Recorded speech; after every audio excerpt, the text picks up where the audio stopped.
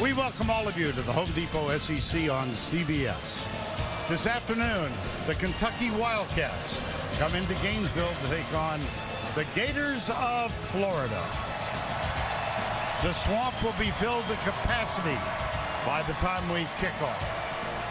Hi, once again, everybody. Vern Lundquist. Welcome to Gainesville and this annual tradition between Kentucky and Florida. Week one provided all of us with one of the most scintillating opening weeks in recent memory in college football.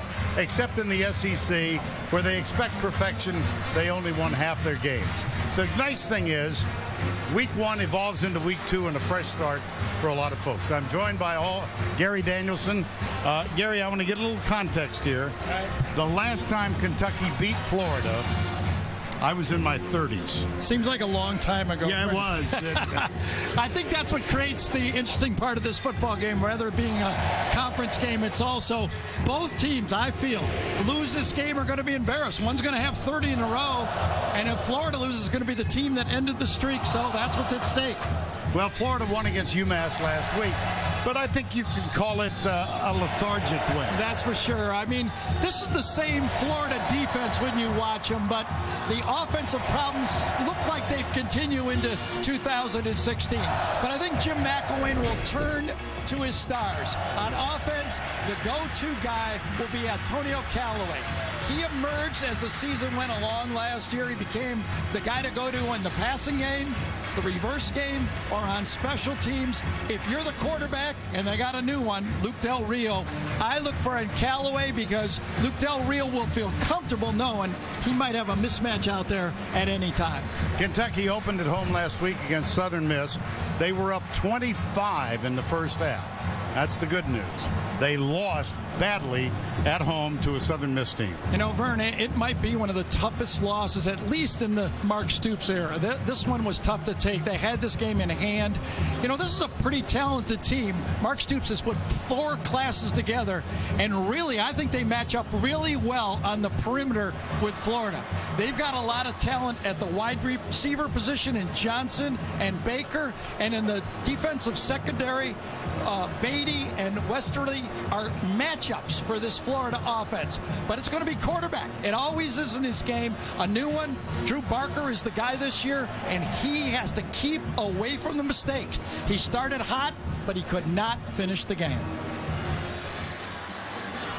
Have we mentioned that Florida has won 29 in a row? For more on the streak, let's go to the third member of our crew. Here's Allie LaForce. Hey, Vern and Gary, Florida may have nearly 3 decades worth of dominance against Kentucky, but let's not forget that Kentucky has come within seconds and inches of ending this streak in recent years. Last year, they had a chance to win. Florida came up huge with an interception with less than 33 seconds to go. But it was 2 years ago, on this exact spot I am standing in the end zone, that Kentucky really, truly believed that they had a chance to end the misery. Here's how it played out. It was in the first overtime. Kentucky was up by a touchdown. It appeared that Florida failed to snap the ball before the play clock had expired. Had the penalty been called, they would have been forced into a difficult 4th and long to tie the game. No penalty was called, though. The game went into triple overtime. Now, 29 seems like quite a huge number, an intimidating number, but it's not intimidating to this Kentucky team. In fact, linebacker Jordan Jones told me they didn't bring up the streak once in practice this week. Vern and Gary, they're focused on the now, not the past. All right, Allie, thank you. It was a little crowded down there, wasn't it, when she was doing that? I would not have thrown that ball into that coverage. Florida had her covered. I'm telling you that, for that open right there. Well, it is a typical September afternoon in Florida here at Ben Hill Griffin Stadium. 90 degrees. It feels like 98. Wind out of the northeast at 5 miles per hour. And the humidity is not low. Series note, 67th all-time meeting. Florida's won the last 29. They are 27-4 here in Gainesville. The last win for UK in 1986. The last Kentucky win in Gainesville, 1979. We've had the coin toss. Florida won it, and they have elected to receive. Jim McElwain, second-year head coach. Came here after 3 years at Colorado State. Prior to that, he was the offensive coordinator for Nick Saban at Alabama.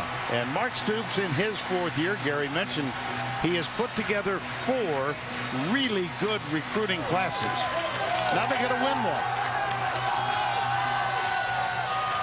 They've only won 1 road game on the SEC, South Carolina. Antonio Callaway is the deep man. Brandon Powell is also back. And Austin McGinnis, number 99, will kick it off. Matt Austin heads our refereeing crew. Callaway moves up, grabs it at the 6. Knocked down as he gets to the 27-yard line.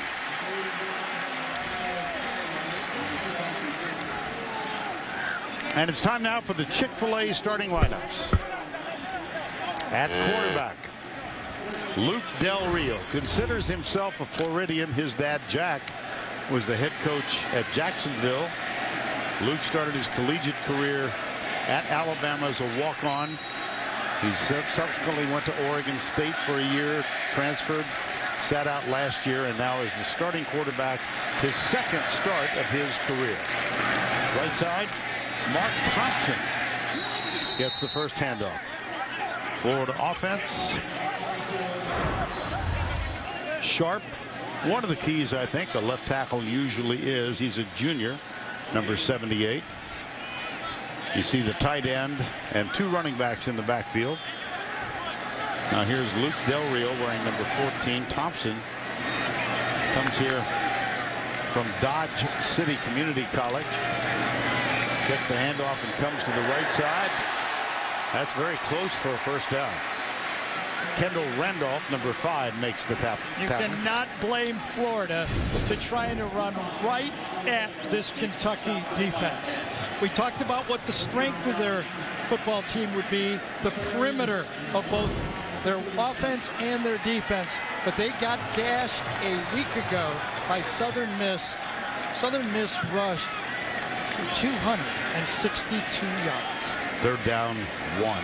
Thompson gets the handoff, little shift, and that gives him a first down at the 41-yard line. Defensively for Kentucky, Gary just alluded to the problems they had. Where Elam, they need big things out of that huge man. Courtney Love, listen to this. As the starter last week, he played 96 defensive snaps. Which would be all of them. That's every single one. Del Rio, DeAndre Goolsby, still working. And that effort pays off in a first down at the 30-yard line. Well, this is exactly what Kentucky knew they would get. That Florida would hammer inside and then dump it off to the outside. Very easy throws, play-action passes. It's the same offense that McElwain ran at Alabama, the same one he ran at Colorado State, and he brings it here. You have to be efficient in the run game, and it'll open up the passing game. Now Jordan Scarlett is in at running back. Del Rio will throw. Pumps once, and he's hit as he lets it go. So under pressure from Denzel Ware. They called it a fumble. And Kentucky is loose. This is J.D. Harmon. Touchdown, Kentucky. Obviously, it'll be reviewed whether his arm is going forward, but remember, the officials are ruling of the fumble is under further review. They're instructed to call it a fumble instead of an incomplete because it's easier to fix an incomplete than the other way around. Let's see if it was going forward. I think it will be overruled. Do you? I do. I think it will be called a pass. End zone view? But it was officiated the exact same way. I think his arm was going forward, but it was officiated perfectly. Vern, because if you call it a forward pass, you can't change it to a fumble. Al Ford is the replay official, so it's in his hands right now. The ball started to move before him. This is a hairline. The ball started to move. Vern, you were surprised I said they'd review it, and you may be right here. Last look, as the helmet hits the elbow, the hand moves forward. I still think they're going to call it incomplete. Okay. All right, 1-1. We'll see who Remember, the ultimate decision is also being involved in Birmingham. That's a really good point. Denzel Ware, number 35, caused it. Florida is huddled up. They feel certain they're going to get the ball back. They're huddled up. And again, the replay official here is Al Ford.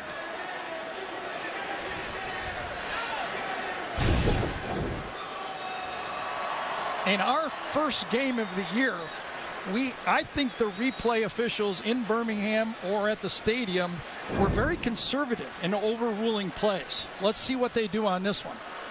I say they're going to overrule it. I say nothing. And as athletic director Jeremy Foley told us when he came up here in the booth, you can say anything you guys want. Doesn't mean anything when you guys say it. Nothing happens to you guys when you say stuff. That's right. Okay.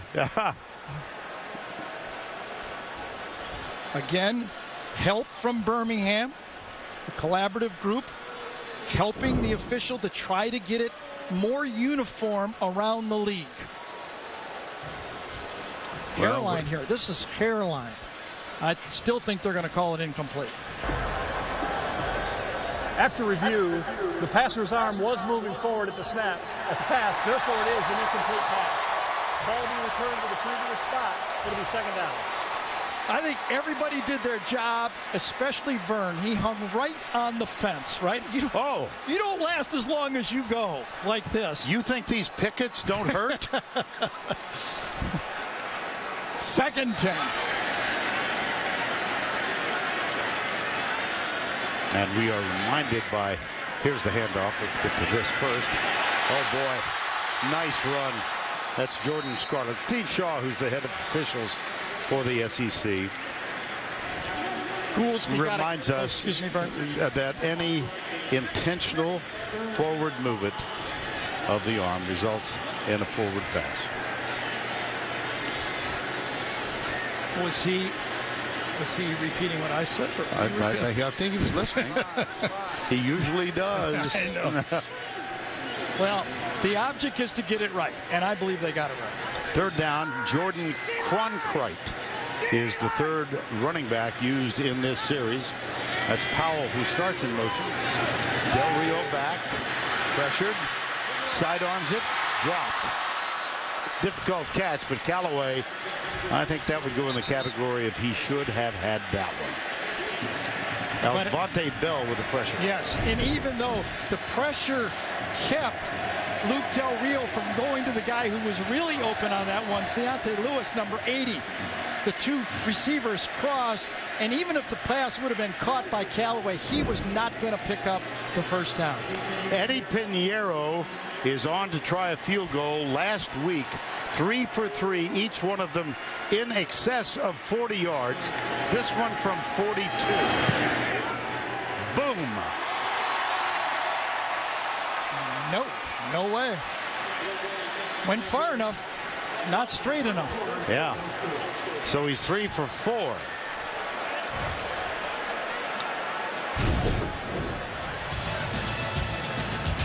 Here's Pinheiro, Johnny Townsend with the hold, and it is wide left. We're still scoreless at the 12-minute mark. Scoreless in the first quarter in the Swamp, and it's time now for the Chick-fil-A starting lineups for Kentucky. He agrees. The quarterback, a sophomore, Drew Barker, got 2 starts last year. He is in control of this team this year. Last week, 323, 4 touchdowns, but he did have an interception. You know, Vernie passed for 228 yards in the first quarter. Right. Only 95 the rest of the game. And on the field, the 06-07 national champion basketball team. You see Joachim Noah. He flew in from France to be part of this.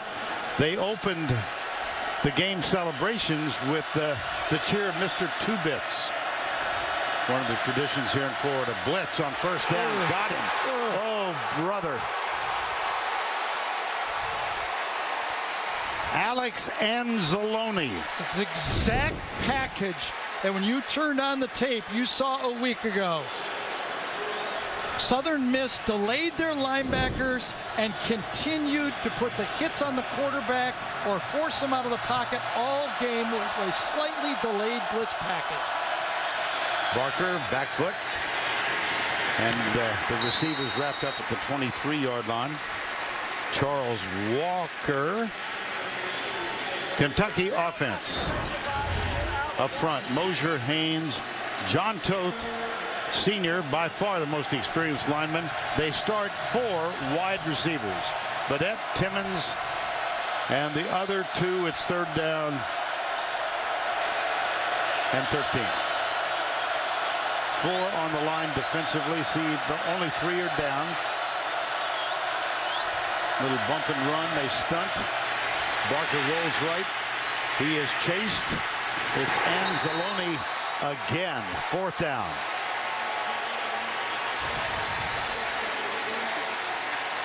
Anzalone may be one of the best athletes as a linebacker that we have in our league. Injured a year ago. He runs. He's powerful. He's close to 240 pounds. And you talk to anyone around the Florida program, and they say he's not only going to be a star on this level, he's going to play on the next level as well. That brings up a 4th down, 11.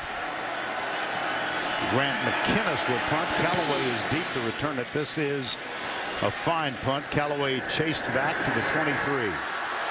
Watch out. He tripped. Gets back to the 36-yard line. Yeah, but there's some yellow on the field. Yep. Yep.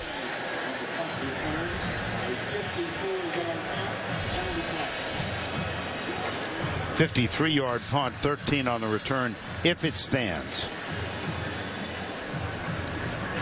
Looked like it might have been Duke Dawson for Florida, number 7.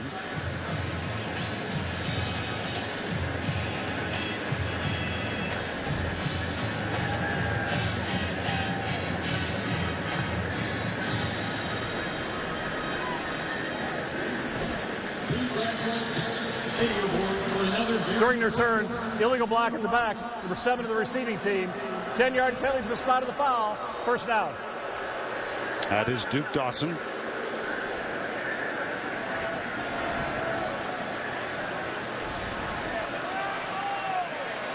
And so the ball will be marked off 10 yards against Florida. Time call.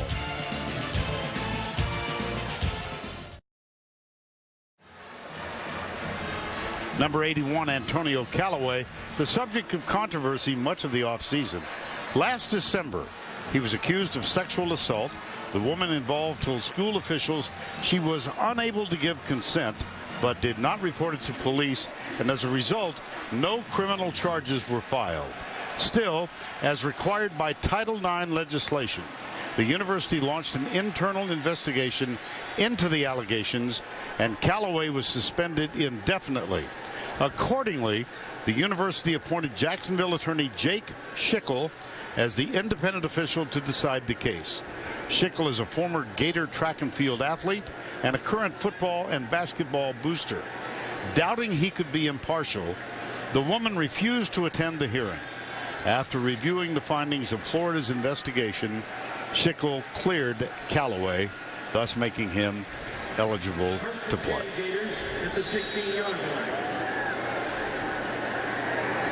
No score, first down, 10:03 to go. And Florida with its second offensive set. LaMichael Perrine is in. That's the 4th running back in the first 4 minutes. We expected to see them a quartet play. And here's the problem. When your middle linebacker does not eat up those plays up the middle, you have to make those plays. You can never find the tailback. Ran right by him. This is LaMichael again.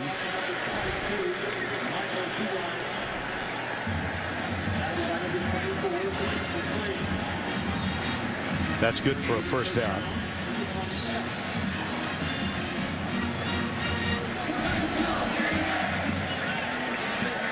First down 10. Callaway goes wide to the left.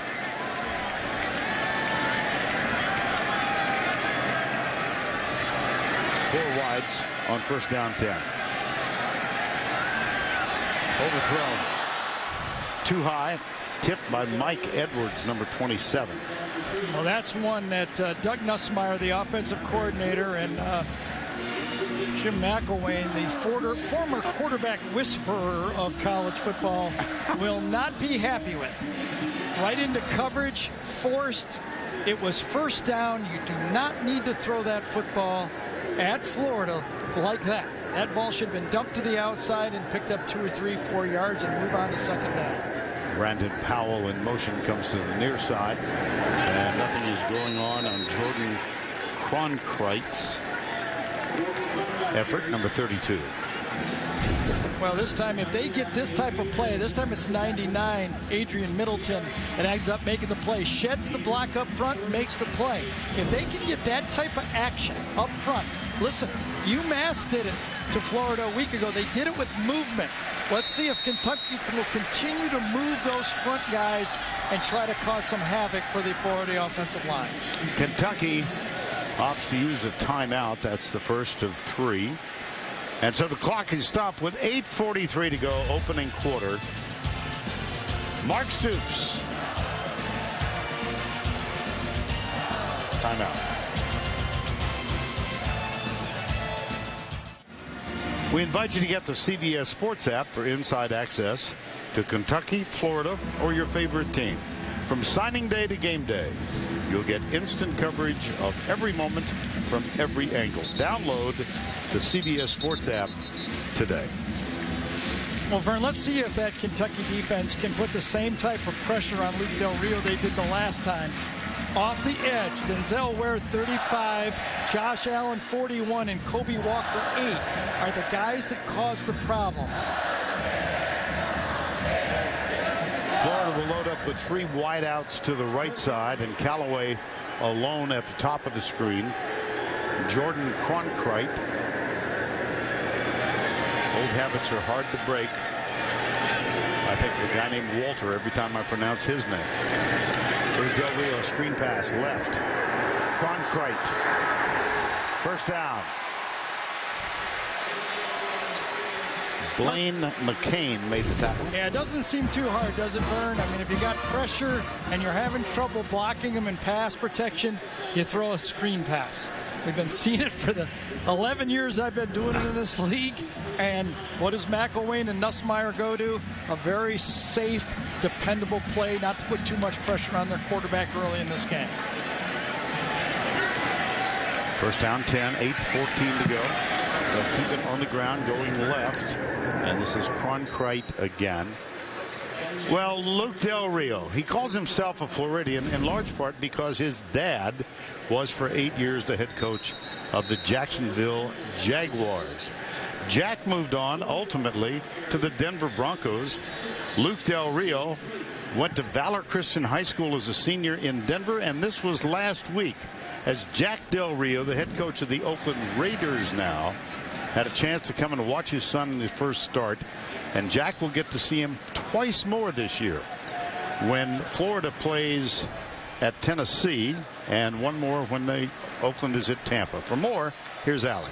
Thanks, Vern. I'm guessing during the broadcast you didn't see this on Twitter, so I'm just filling you in. Jack Del Rio, a very proud father, tweeted out #RaiderNation heading to NOLA for the opener, but I'm going to miss my wingman, Luke. Good luck versus Kentucky. It was interesting when we talked to Luke yesterday. He could rattle off the exact 3 games that he knew there was a possibility his dad could possibly go to the game. Like you mentioned, you can tell they have such an incredible relationship, and he's watching every second that he can. All right, Allie, thank you. The injured player was Denzel Ware, number 35 for Kentucky. And De Niro Laster, number 44, has taken his place. And yes, he was named for the actor, Robert De Niro. Second down. Callaway in motion. 4 down. Blitz coming. Pass to the left flat. It's Callaway. You think he is their most dangerous offensive threat? He's one of the most dangerous players we have in our league right now in Antonio Callaway. We saw him in the SEC championship game. He returned a punt for a touchdown in that game. A year ago, watching the tape of this game, he was still emerging. He was really not one of the go-to guys on the field, and they had yet to find him as McElwain brought him along slowly and smartly. So he'll rest on this 3rd down and 1. Mark Thompson is back in at running back. 3rd and 1, 7 to go in the first quarter. Thompson puts that hand down to keep his balance, and he picks up a 1st down. Jordan Jones made the tackle. He was the first man there. Well, there's penetration again. They're getting into the backfield. That time, De Niro Laster, number 44, the replacement for Ware, got behind the line of scrimmage, forced it outside. So if I'm DJ Elliott and Mark Stoops, I'm somewhat pleased with what my defensive line is doing early in this game. DJ Elliott is the Kentucky defensive coordinator. Here's the handoff to Mark Thompson again. And, you know, they're going to have to prove it. The Kentucky front 7 is going to have to prove they can stop the run. No surprise. I'm sure Mark Stoops told his team, listen, they turned on the tape. They saw Southern Miss run for over 260 yards. They're coming right at you guys. Yes. Total rush yards thus far, 41. Do like that they're substituting. The one thing when we talked to Mark that he'd like to have over from that game, besides a few other mistakes, he wished he would have substituted more in that game. He said he played his starters too much. 2nd down, Del Rio, left side. Out of the backfield, DeAndre Gouldsby, the tight end, with his 2nd catch of the first quarter. And that's what Luke Del Rio and the whole Florida program want to mesh together. When McElwain was at Alabama and then went way he left Alabama was with that formula. When McElroy, the quarterback, who most is similar to Luke Del Rio, when they won the championship in 2009, he only threw 4 interceptions. A.J. McCarron in 11, 5 interceptions in 12, 3 interceptions. Take care of the ball is job number 1 at quarterback. It's 3rd and 1 again, and Jordan Cronkrite gets the toss, comes right, gets a block. He's got a 1st down inside the 25. See, and here we go already in this football game. 17 plays. Good seal block by the tight end that time to the outside. Keontae Lewis, number 80, gets the block, turns it in there. 17 plays, 18 plays. The number just changed to 3 for Kentucky. And that's what adds up. It's like body blows in the first quarter, pay off late in the game. On 1st down after the 16-yard run, it's Jordan Scarlett in the backfield behind Del Rio. He gets the handoff and comes right, gets a block, and steps out of bounds at the 12-yard line.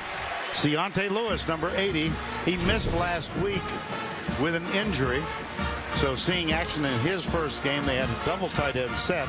DeAndre Gouldsby was also over there to help with the block, and it's 1st down. The ball marked at the 11, scoreless now with 4:25 to go in the opening quarter. Well, Gary, to your point, last week Southern Miss ran 96 offensive plays, Kentucky 50. Only 15 in the second half. Yes. 1st down, 10. Scarlett brought down after a modest gain by Jordan Jones. That's his 2nd tackle. Jordan Jones given credit for 19 tackles in that loss last week. And we double-checked this. In all of last year, he had a total of 10. Well, Kentucky's red zone defense, this is the Verizon red zone totals. 6 trips last week, 4 touchdowns. 67% almost, and this is the 14th play of this drive. Tested in the middle, come to the right, down to the 3. It's Mark Thompson. Got the whole, it's like one running back after another. They just keep reloading. They said we'd see 4, maybe 5 of them, and they're right. They think Thompson is the best inside runner, and that's why he's in there right now between the tackles. Well, 4 have played in the running back spot thus far. The only one on the depth chart that we've yet to see is Mark Herndon. This is a long 2 yards down here, though. Yep. Let's see if we see play action pass. Remember, he threw an interception, Will Greer a year ago in this situation. Not much there, but he pulls it up. Cut. What a cut, and it's a touchdown for the Gators. Mark Thompson.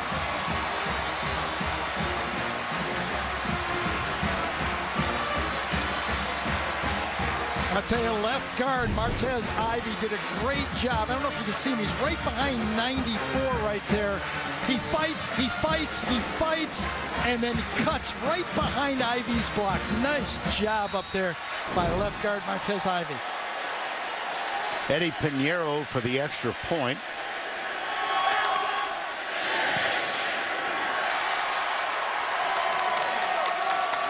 Seven zip.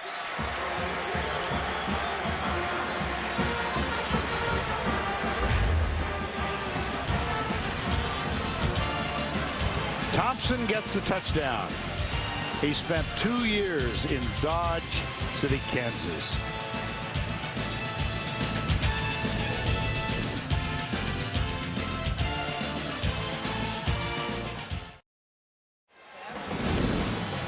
Second week of the college season, first full week of the NFL, and tomorrow on CBS, regional action, Cincinnati at the Jets. Tracy Wolfson is going to be joined by Jim Nance and Phil Simms in that one. And it all begins with James Brown and the crew from the NFL Today, presented by Southwest Airlines. That's tomorrow, 12 noon Eastern Time.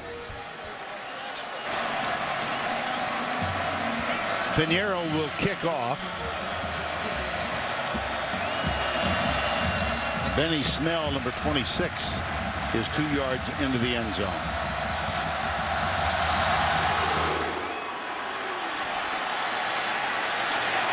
That split the uprights, I believe. I think it did. Pinheiro became a cult figure last week when he hit 3 for 3, in part because they had such horrible kicking statistics a year ago.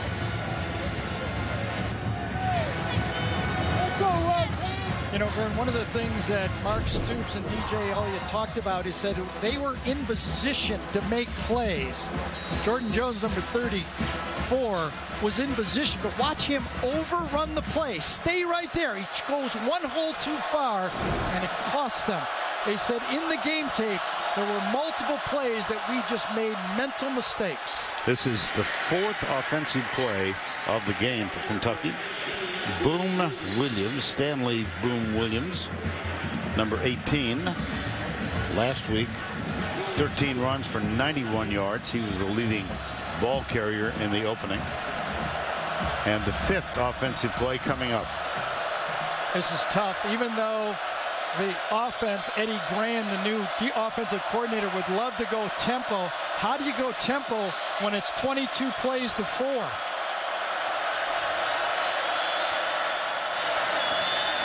Left side, it's Boom Williams again.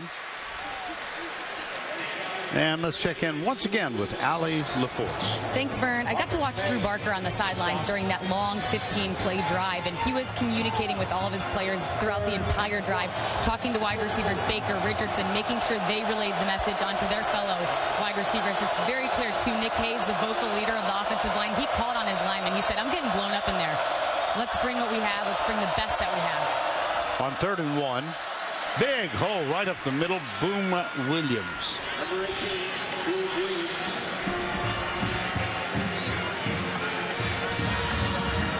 First down 10. Marcel Harris made the stop. At the 40-yard line, 7-0, final 65 seconds opening quarter. Barker with time. Man-for-man coverage. Picked off. What a pick. Quincy Wilson. A flag is down. There are 2 of them. Let's go, Gators! Go! And just judging the reaction on the sidelines, this might go against Florida. Well, there's been a high standard of what is bump and run coverage around here, and this is about as good as you can do it. What a pick. And I'm not sure. I think the interception may stand, but maybe there's a penalty afterwards. I know Badette went out of bounds on the play, but Quincy Wilson did not. Yeah. Interesting call. During the return of the interception, yes. Illy block in the back, number 34 of the defense.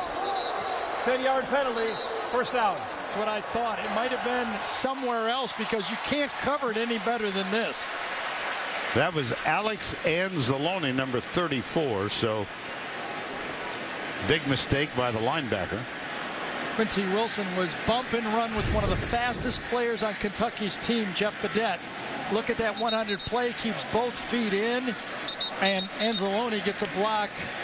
Listen, you'll trade an interception for a block in the back. It's one of those aggressive plays you can live with. There's the block in the back. More importantly, the interception on the play, and guess who's got the football again? And I suspect we're going to see more of pounding this Kentucky team. See, last year the turnover margin +8.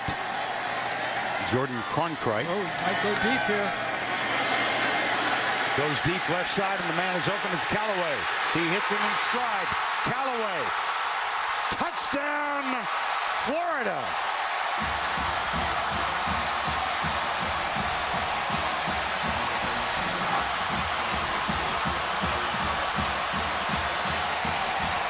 "78 yards.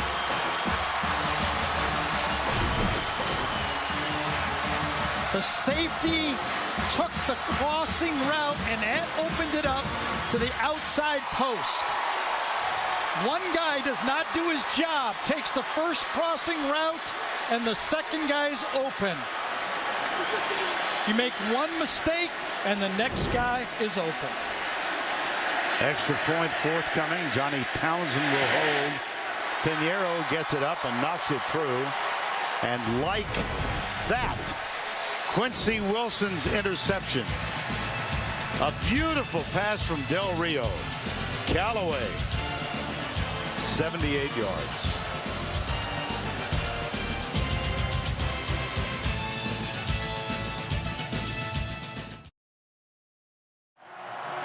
On Tuesdays this fall, NCIS's Michael Weatherly returns to CBS in the new legal drama Bull. Premieres Tuesday, September 20th, only as CBS.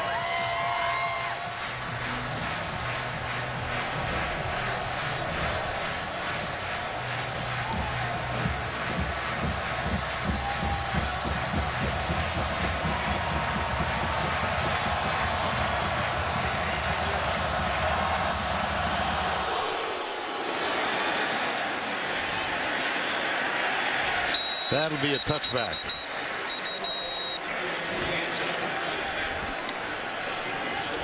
Okay. Defensively for Florida, Cox, Ivy, Brantley. There's Anzalone, and Jalen Tabor is back. He was suspended for a fight with a teammate for one game. May, the hardest hitter in the secondary, and Quincy Wilson, who just had the interception that led to the touchdown. So 37 seconds to go in the opening quarter.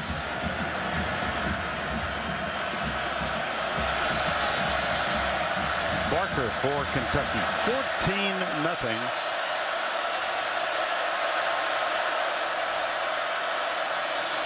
Handoff right side. Slip tackle. It's Boom Williams. And Allie, a quick injury report from Florida.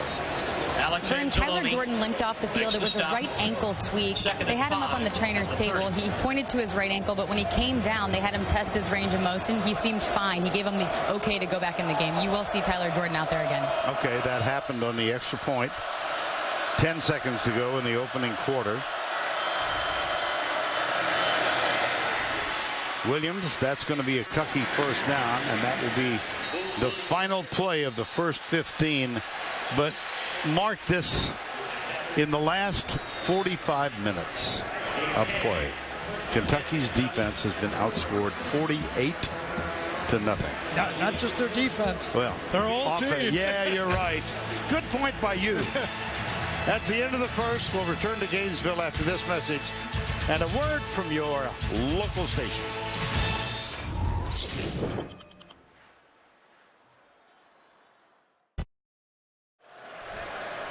We welcome you back to the Swamp in Gainesville, where Florida has taken a 14-0 lead. First down and 10. Kentucky about to run their 10th play of the ball game.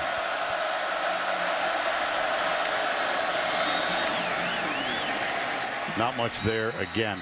Total of 30 yards in offense now for the Gators. For Kentucky. Vern Lundquist, Gary Danielson, kind of a double-edged sword here. You've lost 29 in a row and you can't stop them. Right. What next? Well, there's no hiding out here, is there? No. You know, listen, 10 of the 22 starters for Kentucky are from Florida. Most of them have played in this game 2 years ago. The players on the field, this isn't about coaching right now. This is a gut check for Kentucky. They have to man up here. They're going to get run out. Barker, as the pocket collapses, and he is taken down.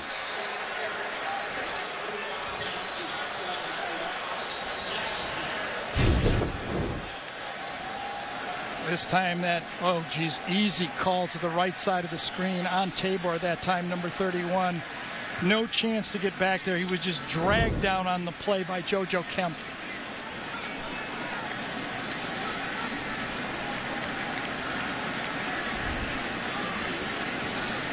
Cole Mosier is the injured player, offensive lineman. Right at the end of this play, number 74, right in the middle of the pile. Yes, gets fallen on from behind. Ouch. Gets bent backwards.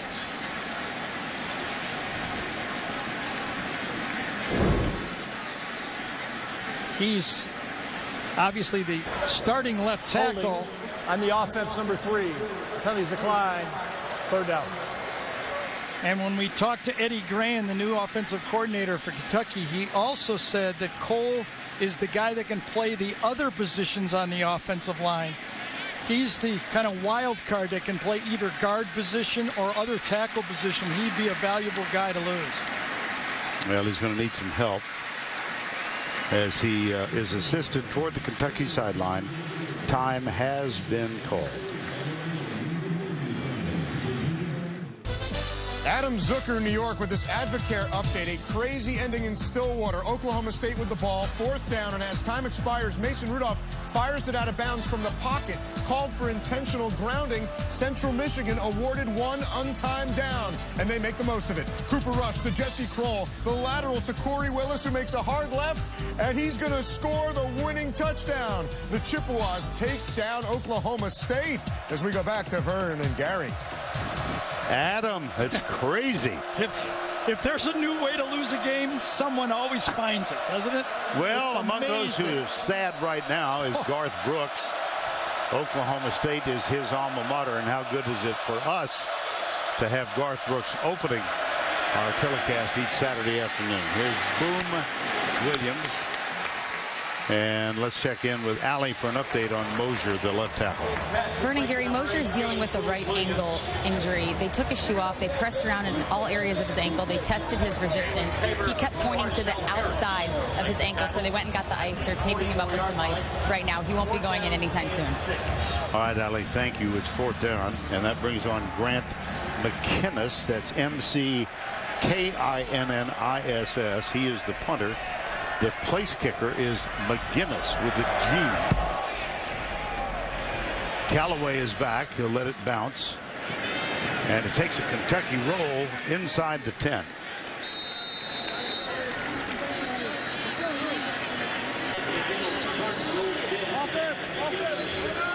That's a 49-yard punt. Nothing on the return. Florida leads by 14. And they have the football, going after their 30th consecutive win over Kentucky.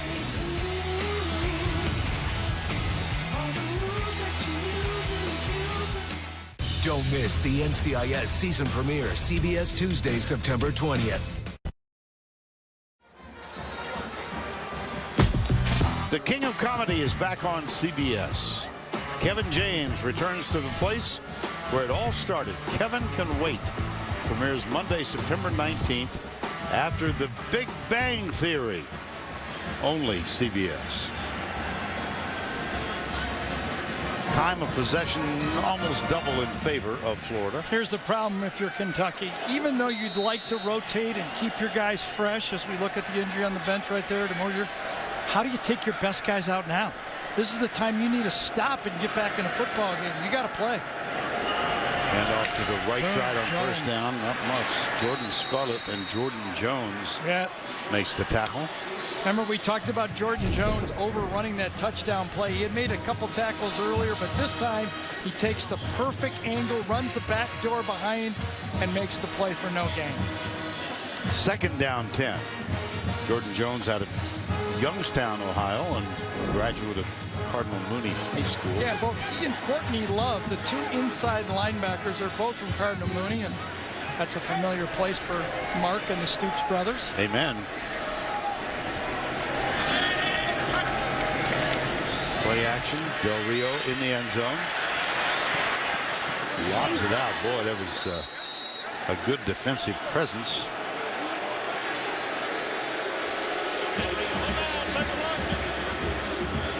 Denzel Ware this time reads the sneak action, covers Goolsby out in the flat. Let's see if this ball was completed, because Goolsby said he caught it. Well, he caught it. Was his toe down? It's close. Yes, it is. Yes. Gonna definitely be reviewed. And a player down for Kentucky at the 15-yard Can't line. throw it any better than that. Just over the outstretched arm. He's got it. His foot's down. I think they may call that. Was his knee out of bounds when his foot was in the air? It's really called close. Again, it was called incomplete on the field. There is a player down at the 15, as we mentioned. Time has been called.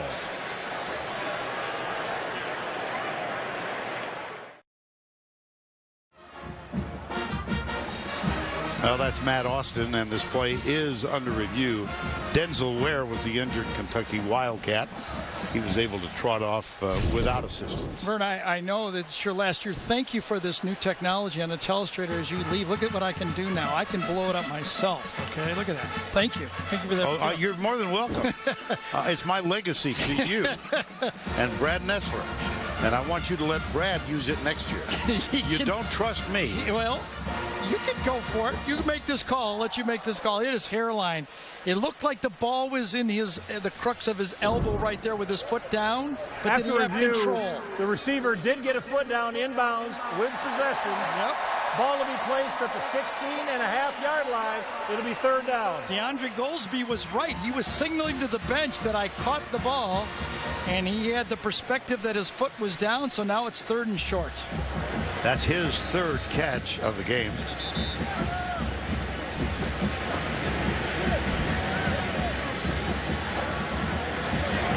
See where they've got in the backfield. Del Rio is the last one to join the huddle.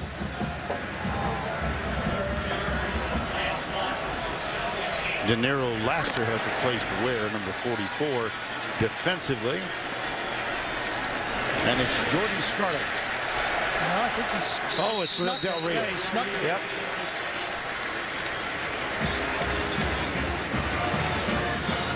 Come out, quick snap. Everybody's kind of standing around. Good use of the cadence by Luke Del Rio right on this one. Got it off and got it in there before anybody even moved for Kentucky. Allie LaForce reporting from the Kentucky bench that Denzel Ware is suffering from cramps, and it is a first down for Florida. Now Jordan Cronkrite is the running back.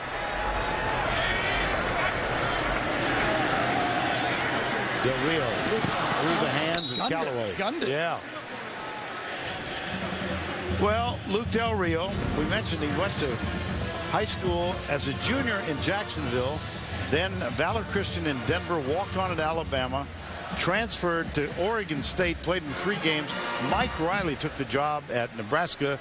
New staff came into Oregon State. They didn't, Luke said they didn't have much room for him, so he transferred to Alabama.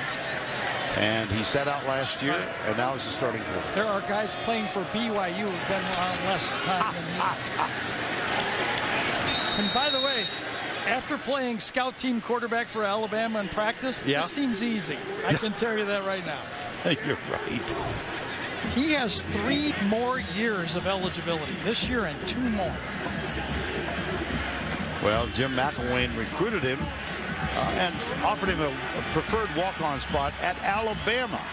And then after 1 year, Jim took the job at Colorado State. And we'll tell you about that recruiting visit after this play, assuming nothing momentous occurs. Here's Del Rio with time. That qualifies as momentous. That is an interception on the tip. Derek Beatty, number 29, with the interception. Yes, Luke was a little bit late throwing into the hole, and C.J. Wharton, number 18, overran it. Part of the communication between a quarterback and receiver is finding the same hole. You got to both be reading the coverage the same. When this ball gets thrown, Wharton overthrows it. Luke throws it in the hole he thinks Wharton's going to stop. Wharton tops it up, and he gets a pick out of the play. If he'd have just let it go, it would have been an incomplete and inconsequential play, but now a chance for Kentucky to get in the game. At the 25, first down 10.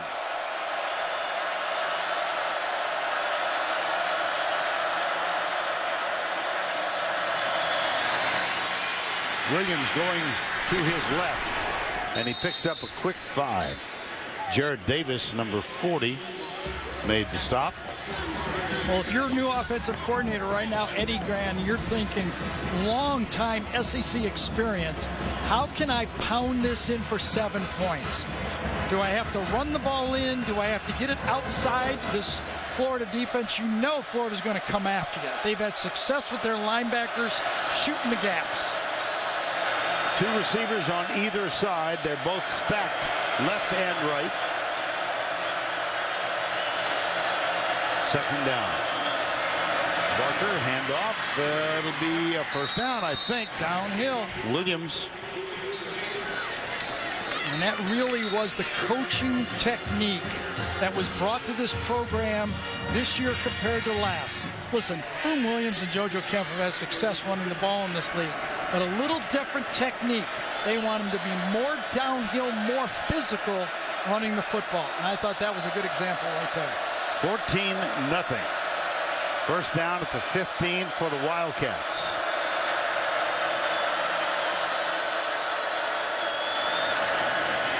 They'll test the middle again with Williams, who carries for the 8th time. And the Verizon red zone stats for Kentucky. This is from 2015. 23 touchdowns on 42 trips. 9:32 to go, first half.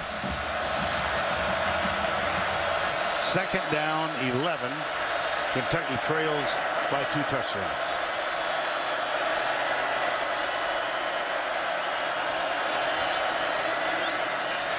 Barker into the end zone. Overthrown. Little incidental contact. It was intended for Taven Richardson, number 80. Now, see, that's a tough matchup for Kentucky. You got a freshman receiver matched up against Tabor, number 31, one of the best corners in all of college football. To the outside, watch Tabor cut him off. Nowhere to go with the ball. Again, perfect technique by the bump and run Florida defense. Third down, 11. And again, 4 wides, 2 on either side. We're going to come after him. Anzalone's going to come. Yes, he does. And the corner comes as well, and it's behind the intended receiver. Boy, that was a curious throw that time. I don't know what Drew Barker was looking at on this one. I don't know if he fumbled the ball or what, but that wasn't even close to being on target. Well, the alleged intended receiver was Ryan Timmons, and that's going to bring on. Well, I'm not sure. He might have been thrown to Jeff Badette that time. That's what I was saying. Number 13 was there as well. It was confusing. 34-yard attempt by McInnes. Oh, doink. We had a doink last week, and we get our first today. Left upright, got in the way. This is where you got to be mentally tough if you're Kentucky. Everything looks as bad as it could possibly be right now. And you got to man up. You need the leadership right now, and you've got to get through this and fight through this.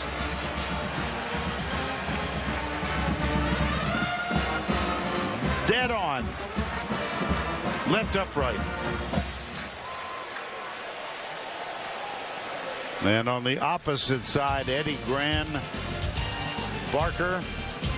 That's not the way we hoped it would end. Adam Zucker in New York coming up on the Geico Halftime Report. Rick, BJ, and I get you caught up on all of today's action, including Georgia and Jacob Eason surviving, winning the freshman's first start, but they played like pennies against Nichols, 26-24. Now back to the Swamp.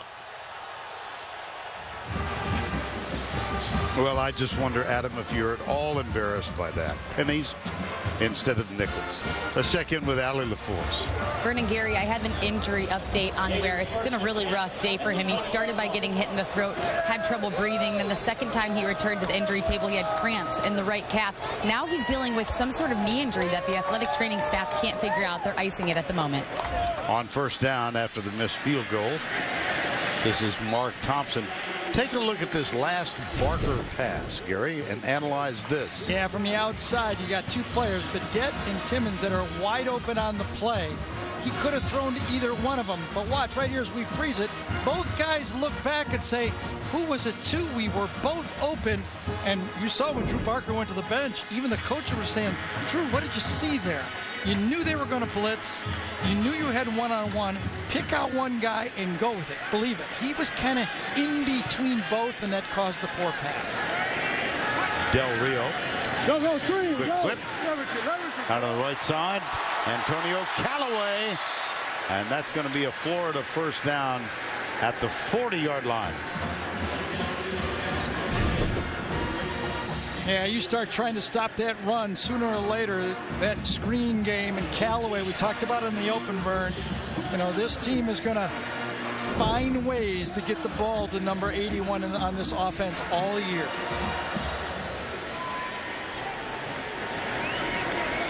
That's a gain of 18. First down at the 40. Now Del Rio. That's Mark Thompson getting a lot of work here in the first half. First-year man, played his first 2 years at Dodge City Community College. First time they've used tempo, they're going to run the same play. Why not? And it's Thompson again, and the surge goes Florida's way. This is how you do it. When you're able to control the game, to me, the best use of tempo is to be able to use it within your offense. I can go fast when I want to go. I don't always have to go fast. When you run these plays quickly like this, you're really limited if you don't have a running quarterback. And Del Rio, there's no threat for Del Rio to run. There's no option game with Luke. Really? Don't need one, do you? I mean, you really don't. If you could throw it the way he's managing it, block the way they are, he is managing this offense exactly the way Doug Nussmeier wants him to do it. LaMichael Pirine, the freshman, is back in the lineup. So 4 running backs have been used thus far. And timeout is called by Kentucky. Their second timeout. That's their second. Well, a missed opportunity certainly after the interception by Kentucky. They failed to convert anything.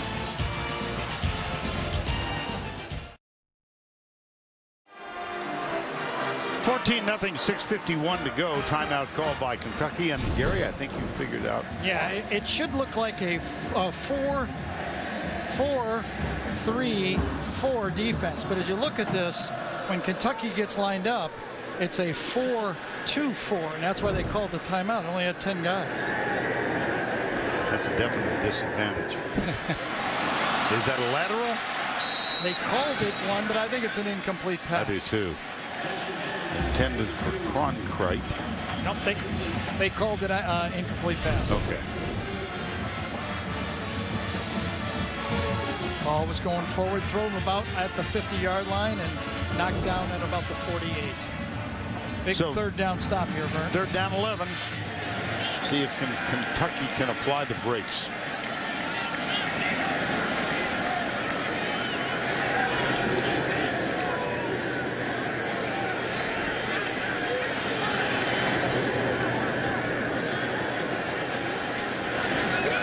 Draw play.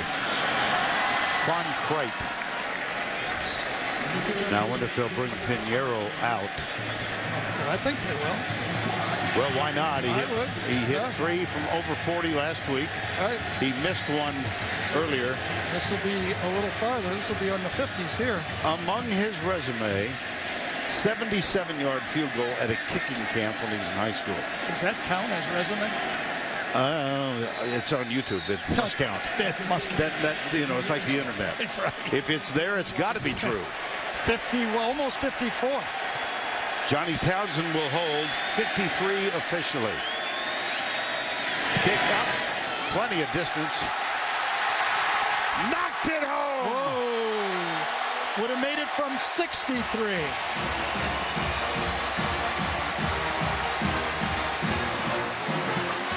Well, he gets a ride off the field. Last week, the crowd here at home began to chant, Eddie, Eddie, Eddie.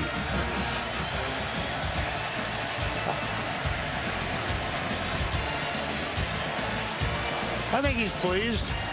So are his teammates. 17-zip.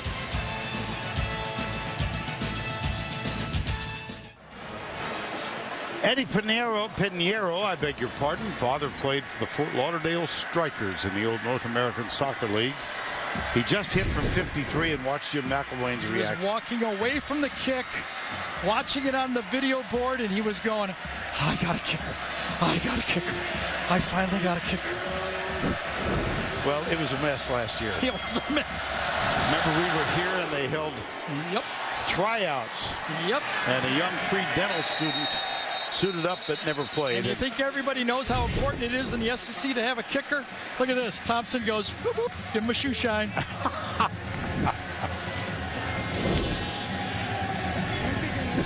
He only participated in 7 games in high school. I kiddingly went to Kevin McElwain and said, considering last week, would you have rather had your offense and defense play great and have your kicker stinking up, or have the offense stinking up and have a kicker? And he looked at me like, I know what you're talking about. You got to have a kicker. And they've got one now. First down and 10, Kentucky trailing by 17. Boom. Time now for the Scholar Athlete presented by Quicken Loans. We've got 2. John Toth with the 3.29 GPA in mechanical engineering and Spanish, and Quincy Wilson from Florida, a 3-point GPA in sociology. Quicken Loans' commitment to the investment of our future is shown today by donating $1,000 to Kentucky and Florida's General Scholarship Fund.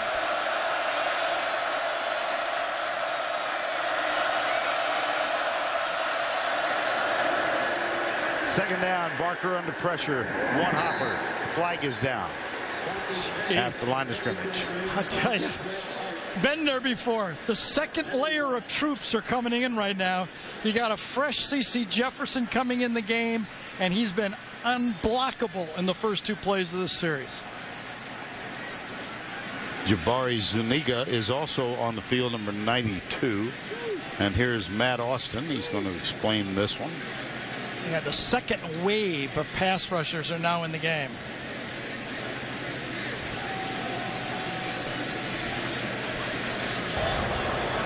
We have 2 fouls on the play. Holding, number 6 of the defense. That penalty's declined. Personal foul, illegal hands to the face, number 96 of the defense. At 15 yards, the penalty be enforced in the previous spot.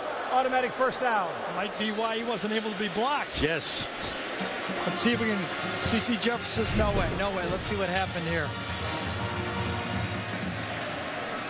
Yeah, right into center. I think he got him right there and was on by Toth. No chance for Toth to really hold him off. Both guys actually had their hands there, but C.C. Jefferson had his hand in the face mask. Good call. On first down, sweep, reverse. They come to the near side. This is Jeff Badette. And he's all the way inside the 40-yard line for a first down. What a great call. You know you've got the young players in, very aggressive, the backups. But Charles Walker, number 88, does a great job right there being patient and getting the block on the outside. Didn't do it too soon. He waited until the reverse came to him and then made the block. Great job by Walker. 24-yard gain and a first down at the 38-yard line.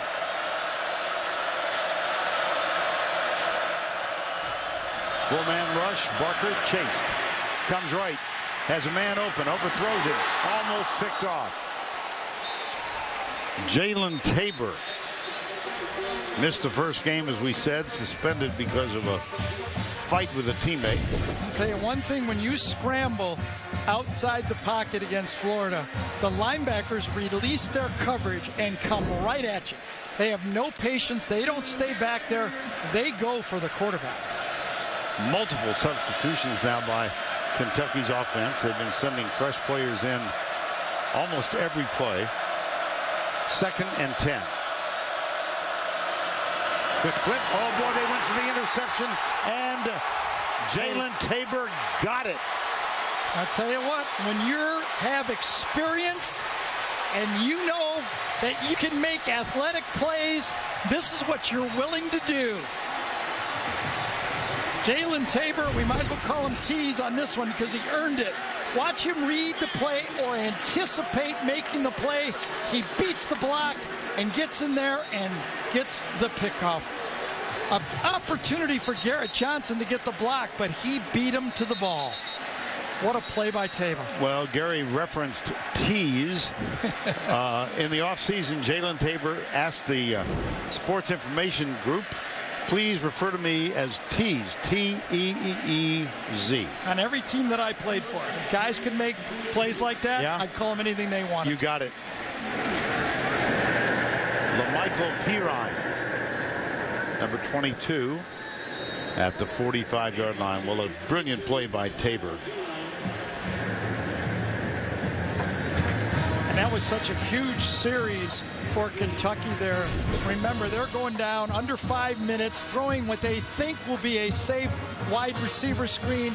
You get an aggressive, experienced, great athlete at cornerback that just makes the play.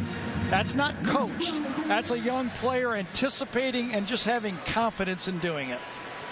Time has been called.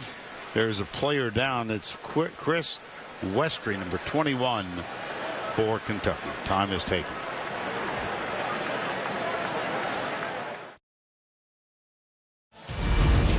Back at the Swamp in Gainesville, coming up, the Geico halftime report. Adam Zucker, Rick Neuheisel, Brian Jones will get you caught up on everything of significance going on in the second week of the 2016 college football season.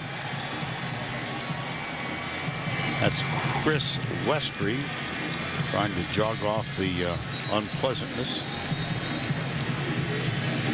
And it will be second down and 7. Del Rio. I mentioned that he was recruited by Jim McElwain when he was at Valor Christian in Denver.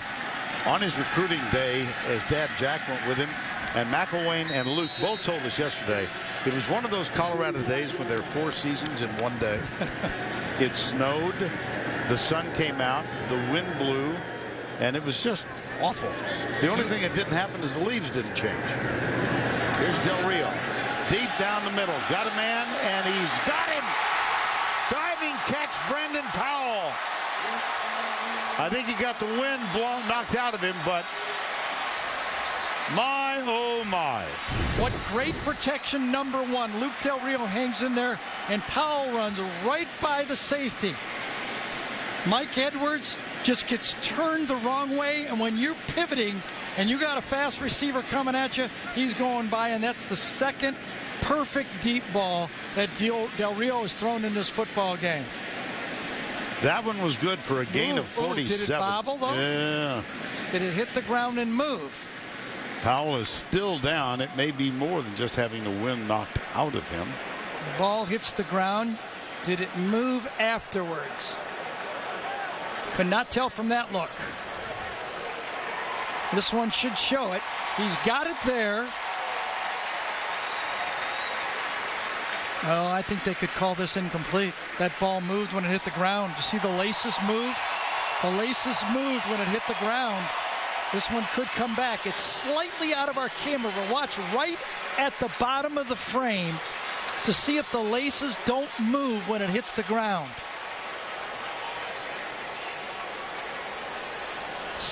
See how the laces moved?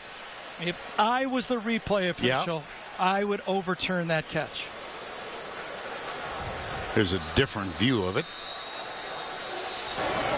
The previous ruling of a completed pass is under review. We really only have one look, and it's almost out of frame right as the receiver's diving down. I don't think that one shows enough. This one right at the end, I think the last half second, the ball moves. And I would call it incomplete.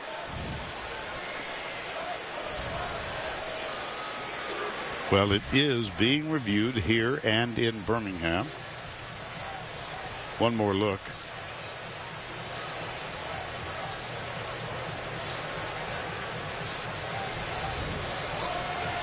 To me, that would be inconclusive, that look. And if it is inconclusive.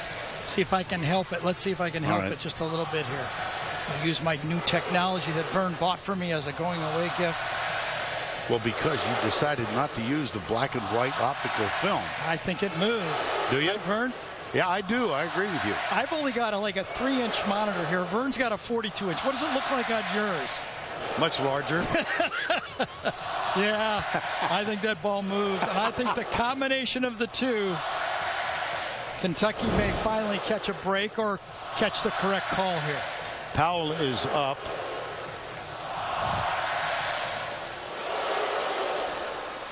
Matt Austin apparently, well.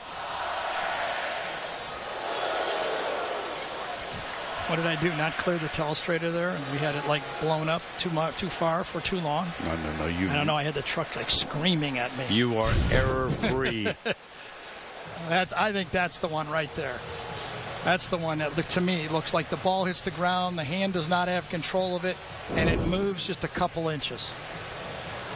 Taking a little while with this one. Yeah, this is going to come back. Matt Austin. Well, Mark Stoops certainly hopes so.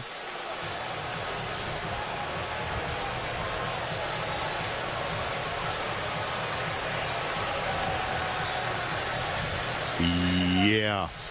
Everybody's retreating. After review, the receiver did not maintain possession of the ball throughout the catch. Therefore, it's an incomplete pass. Ball will be returned to the 45-yard line. It'll be third down. Well done. I think I have another career when this is over. I do, too. I really do. I can see you as a replay official. Come in, get hot dogs before. People in Birmingham are making all the decisions anyway. You don't even have to do it. No pressure at all, you know. I'm going to hear about that one. I'll tell you that. 3rd and 7. What do I think here is what we got? Yep. There have been 3 reviews today. 3 reverses. Wow. How about that? And I think they're 3 for 3. And it's third down, 7. 3:45 to go first half. The game may last 4 hours and 45 minutes. We're used to that. Yes. 3 receivers to the left side. There's a good block on a Great blitzing protection. linebacker. Yes. See, this time Wharton stayed in the hole. He did not overrun it. You know, I know I'm a quarterback, and I blame the last one on the receiver, and people don't like to hear it, but this time he stopped right in the middle of the zone, and it was an easy pitch and catch. And that results in the first down. 3:26 to go, first half. That's why that interception by Kentucky was so big. Remember, Kentucky gets the ball to start the second half, and this first half might end with them watching Florida drive on it. Jordan Scarlett, number 25. Our aerial coverage today provided by Goodyear. For 60 years, Goodyear has provided aerial coverage of college football's greatest traditions and biggest rivalries. I've mentioned this before, but you know who first used the blimp? No. At the Orange Bowl. Frank McKinney, the late executive producer of golf at CBS. Oh my goodness, no. Incomplete. Yeah, I thought that was a tough decision right there, that in the coaching room you might get Doug Nussmeier asking him to take the easier throw. I thought he had Josh Hammond, number 10, coming across the middle of the field wide open and just a little too aggressive. Second down call. There you look at Doug. Doug followed Jim McElwain at Alabama as the offensive coordinator when Jim took that Colorado State job, went to Michigan, and then came with Jim when he came to Florida to be his offensive coordinator. 7 for 10 on third downs thus far for the Gators. And they're looking at third down 9 here. See what Kentucky has in mind defensively. Del Rio, good time. Fires it, and he's got a man. Brandon Powell, whose catch was negated by the review, makes a nice play on this one. Watch Luke. You know, Luke is probably right about at 6 foot. He does a little Drew Brees right there, how he jumps up to throw the ball. Drew kind of invented this style in the NFL. As a little undersized, Drew kind of rises up to throw that ball, and it's exactly what Luke Del Rio did on it. Kind of rose up, kind of a jump throw on the play. Very nice. First down 10.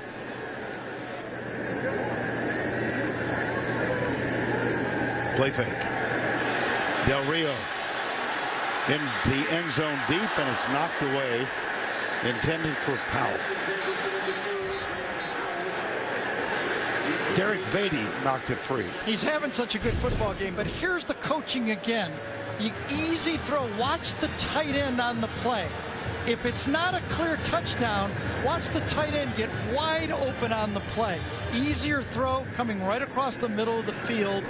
It's one of those things, and that's the toughest because you can't wait on the deep throws. You have to anticipate them. But I think the coaching part of it is remember your crossing routes underneath it. LaMichael Pirine, the true freshman, gets the toss from Del Rio and comes to the left. That's going to set up a third down at the 23-yard line. You know, one of the great advantages of having a player like Luke Del Rio, he's been in these programs, hung around with his dad in the pros and watched it. He's used to tough coaching. I mean, this is a guy you can get in on him, you can talk to him, you can tell him he's going to bounce back, he's not going to tuck his tail or anything like that. He's one of those guys you can coach really hard, and that's really an advantage. If you can coach your quarterback hard, the rest of the team goes, aha, if he comes after me, hey, he went after the quarterback. Powell and Callaway both to the right. Del Rio looking left. Oh, great throw. Yes, it was. And that's complete to the tight end, Ciante Lewis. And it's a first down for Del Rio and the Gators. Yeah, he beat Blake McClain that time. He had a matchup tight end against safety. Took it and threw it perfectly. You know, I kept trying to say, you know, does he remind you to, the Florida people, especially Coach McElwain, of a young McElroy when he was the transition quarterback for Alabama? And he goes, Craig is a pretty good football player. So I think the way he was putting it as hasn't earned that yet. Gotcha. But I think the same style of play. It's a handoff to Pirine again. Second down, final 54 seconds to go. Florida has all 3 timeouts remaining, and they opt not to use one here. 2nd and 6. Two receivers to the right side. They'll hand it off and come to the near side. Beeline, LaMichael, and timeout is now taken, so 2 remaining. Josh Allen, number 41. Yeah, Denzel Ware did a good job that time, too. He was been on and off the field, as Ali told you, and he came in and busted through and kind of forced it wide.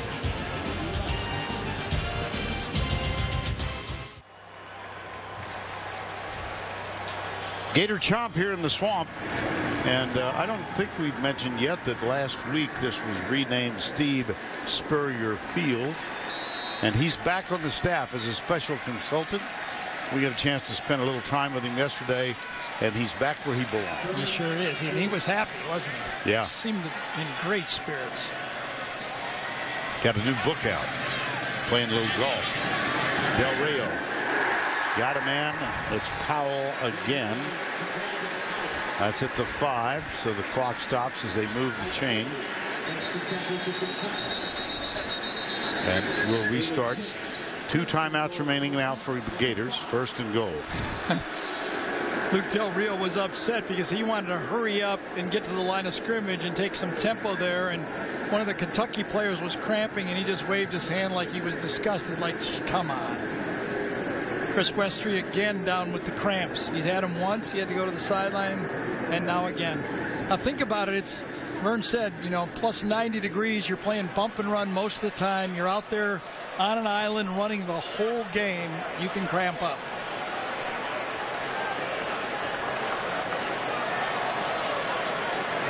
This is Chris Westry, sophomore from Orange Park. He's one of the 10 starters for Kentucky from Florida. Vern, I just want to warn you in this weather, when you make your dash for the restaurant, just, you know, take some liquids and hydrate, okay? It's hot out here. You've known me for a while. I take a slow walk. Slowly. Don't cramp up on me. No.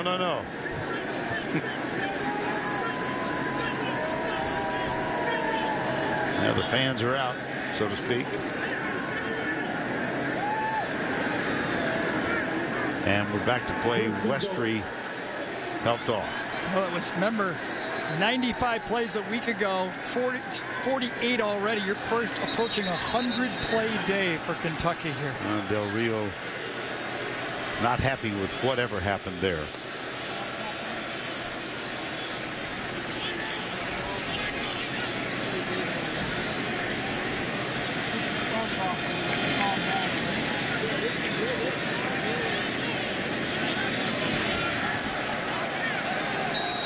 Four consecutive 3rd down conversions.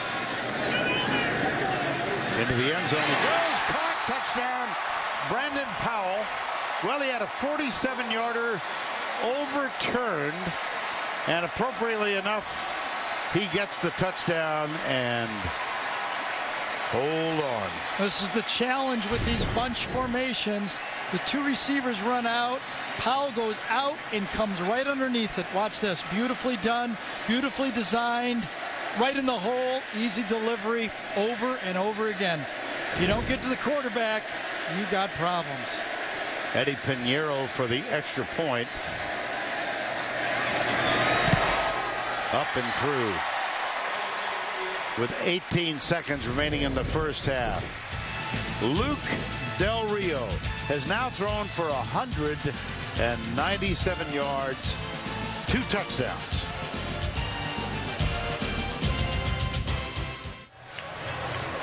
.24-zip with 18 seconds to go in the opening half. That one, your average 13-play drive, 58 yards. Took 4:13, and Powell caught the pass from Luke Del Rio. And remember, there was a big overturn on that play. I mean, they thought they scored almost twice on that drive. Yeah. Here's Pinheiro. Oh, my goodness. Drew Barker, Kentucky quarterback. Tough afternoon thus far. He has. You know, he's been under pressure, but he's also made a couple of tough decisions, kind of forced some plays. that one really upset the coaching staff. And then you got to give Florida some credit.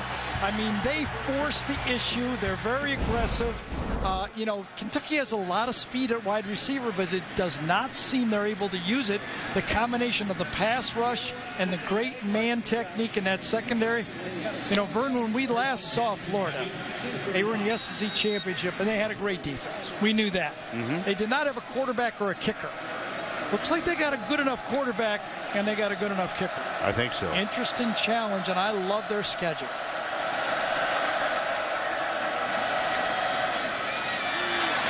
This is Boom Williams.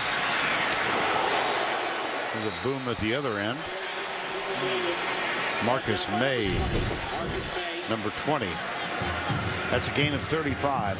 Well, on that one, Jared Davis, number 40, just kind of mailed in the play. I mean, thinking the half is over, it's 24-0. They haven't gained a yard, and Jared Davis, the inside linebacker, just didn't even move his feet at all and got blocked. You put on tape, you never see Jared Davis blocked. True. Well, he and Anzalone make usually a very good pair, linebackers. Well, I think as good as anybody in the league. I mean, they're not going to be better than Alabama's inside linebackers, but as good as. So Florida puts 3 on the line, and they drop 7. They rush 4. Barker. Oh my goodness. Well, that was a curious call, because if it was completed, the half would have been over. If he catches that ball and runs and gains like 8 yards, he only got 3 seconds. They look, and he dumps it off.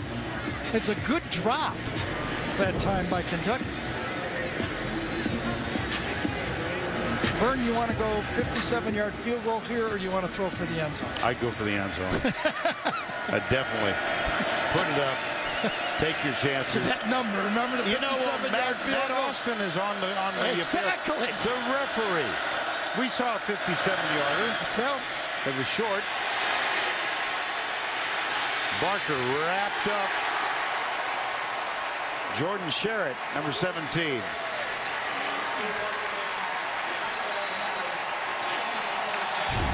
Well, I don't understand why you can't throw this football. I mean, this is Drew Barker just trying to do too much. Let it go. Throw it up as high as you can. Last week, Vern, Florida put 363 yards of offense against UMass in the game. They did 324 in the first half of this one. Unsportsmanlike conduct, number 17 of the defense. A 15-yard penalty will be enforced on the second half kickoff. That's number 17's first unsportsmanlike conduct of the game.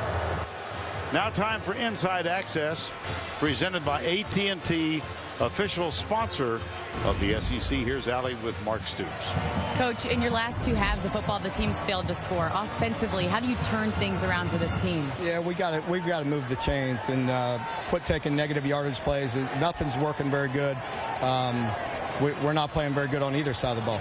And defensively, they've had the ball twice as long as you. How do you shorten those drives? Well, we got to get some stops on third down, and like you said, when we have the ball offensively, we've got to get some first downs and move it. Thank you, Coach. Yep, thank you. Well, he does not sound very optimistic. I think that's the key and why Luke Del Rio's doing such a great job. 10 for 13 on third down. Well, there was an unsportsmanlike call on Jordan Sherritt, and here it was. Yeah, he was pointing to the scoreboard, and he got a dead ball call. Remember, if that had been live, it would have been one more play and a chance for a field goal. That's the end of the first half with a score 24-0. Now let's go to Adam Zucker in our New York studio. All right, thank you, Vern. Coming up here on the Geico Halftime Report, Rick, BJ, and I will show you how Central Michigan stunned Oklahoma State and the rule book after this word from your local station. Go big or go.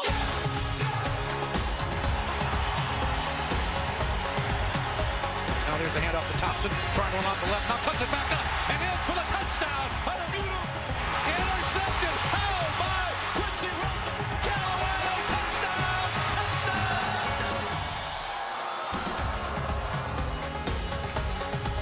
And so we welcome you back to the beginning of the second half at the Swamp in Gainesville. 24-0 Florida with a convincing performance on both sides of the ball, and they've jumped out to lead by 24.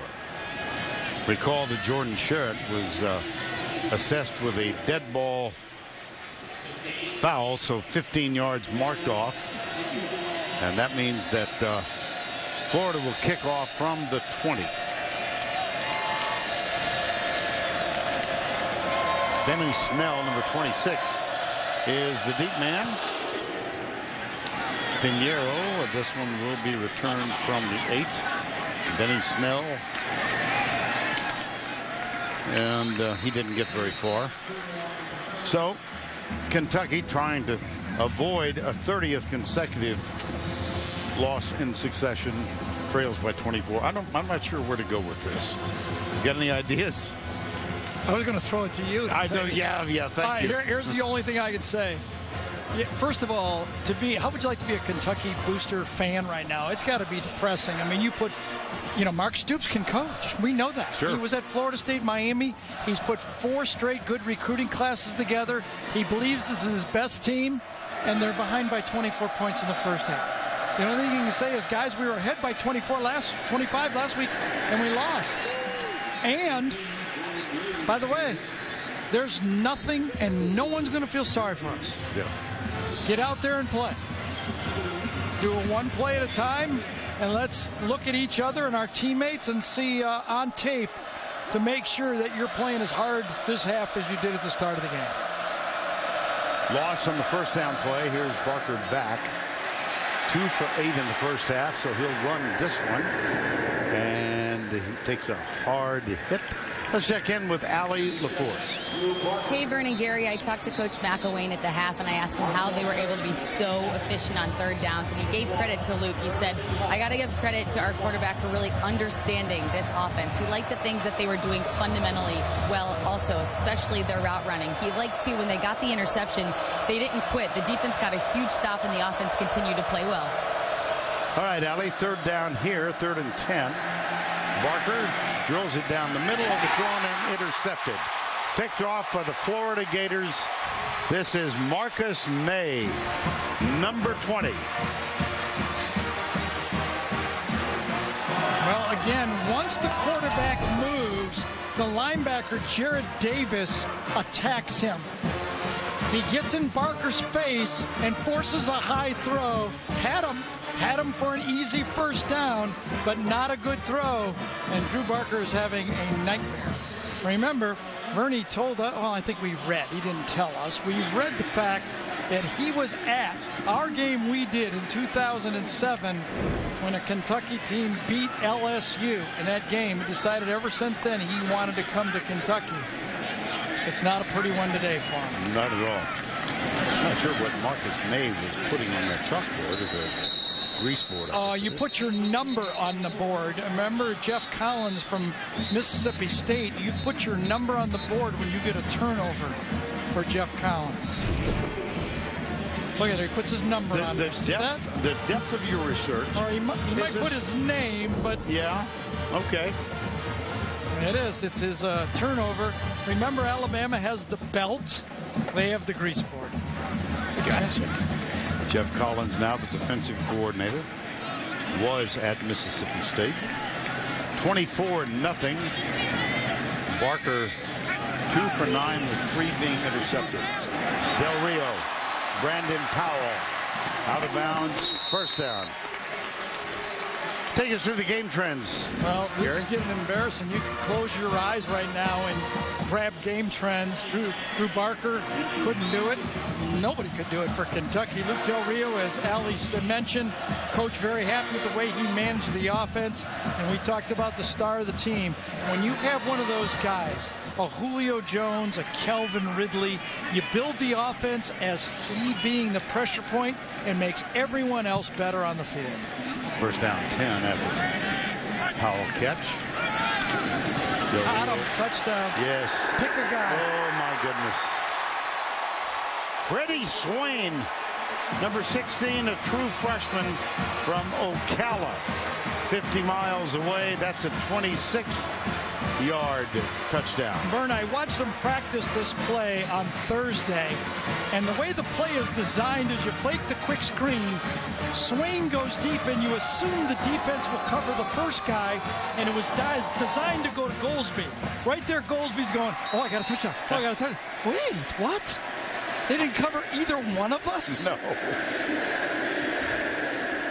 Pinheiro for the extra point, and it is up and good. See, the way it was designed in practice is Swain will get covered, they'll fake the screen, and Goldsby will come out and trail and get the pass. But what happens is a complete bust by the Kentucky football team, and Del Rio says, well, at least hand it back to him. That's who it was designed to. And let's watch the reaction of Luke Del Rio. Big smile for the son of a coach, and a big smile from the coach.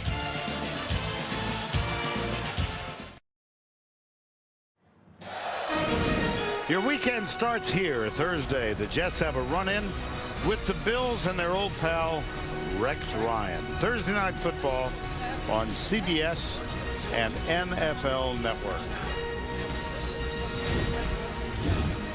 31-0 here, 12:25 to go. That was the opening drive of the third quarter.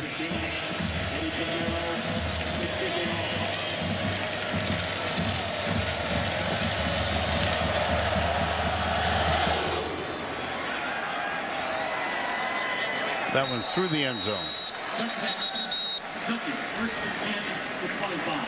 Well, Barker having a really terrible day. Yeah, that kind of qualifies. Remember the old Dragnet show, Vern? I do. Joe Friday? Yes, I do. Just the facts, ma'am? Just yes, the facts? Yes. There's the facts right there. That's all you need to say right there. Are you old enough to remember Dragnet? Sure. Are you really? Remember everything. I'm a reader. Sometimes. 30. Don't you dare empty the bucket yet. Just the facts, ma'am. Yeah, there you are. Kentucky's in trouble. Sergeant Joe Friday. Oh, boy. And, you know, we really haven't even called many of the defensive linemen too often for Florida, and they've got a whole ton of them. I don't think we've even mentioned Caleb Brantley's name. He might be their best defensive lineman. Jordan Charette right there did another great play. I mean, as we started off the game saying this is a typical Florida defense, and I think they've proved that. Well, last year they were their success anchored by the defense. It was one of the best in the SEC, one of the best in the country. Here's Barker. Shakes that tackle, can't get the second. Well, the first two plays of the game defensively, Alex Anzalone started with great emotion. How's he done the rest of the way? There you can go. see it, that delayed blitz, and Kentucky's had trouble picking him up, but his speed running around the field, shedding blockers, he's very strong. We met with Jared Davis, who's probably the leader and star of this football team. I asked him about Alex, said, don't sleep on my guy. He's every bit as good as I am. Yeah. He's going to be a great one. Didn't he say it right? Yes, he did. Third down. Four-man rush by the Gators. The shovel pass underneath. JoJo Kemp, the recipient. And for more on Anzalone, let's go to Allie LaForce. Vern, Anzalone told me he never thought he could play at a big program like Florida. So when he was first getting offers, he committed too quick to Ohio State. He felt rushed into it. Then decommitted. Then committed to Notre Dame. Decommitted and finally landed in Florida. And he joked when he started dating his girlfriend. He said, you know, I have commitment issues. You should really watch out. Oh, no. They've been together now 3 years. It's Lindsey Cooper's sister of former Gator Riley Cooper, and they're going strong. That's great. There's the punt from McInnes. And it'll bounce off the heel of a Kentucky player. Is down at the Gator 37-yard line. 39-yard punt. Nothing on the return. Alex Anzalone. 31-zip.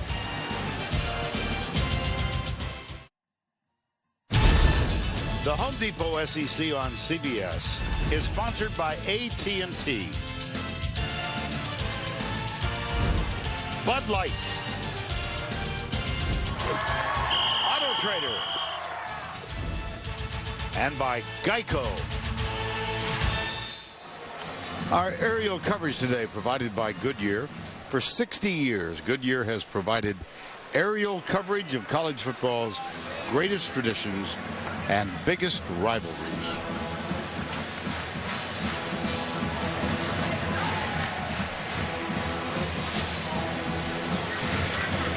Del Rio having a brief chat with Matt Austin. Mentioned a while ago that Matt was the referee in one of the more famous games played, the Iron Bowl in 2013. He will be forever remembered by his statement, "Please put 1 second back on the clock." Tom, now let me lead you into this. Okay, sorry. No, don't jump the gun.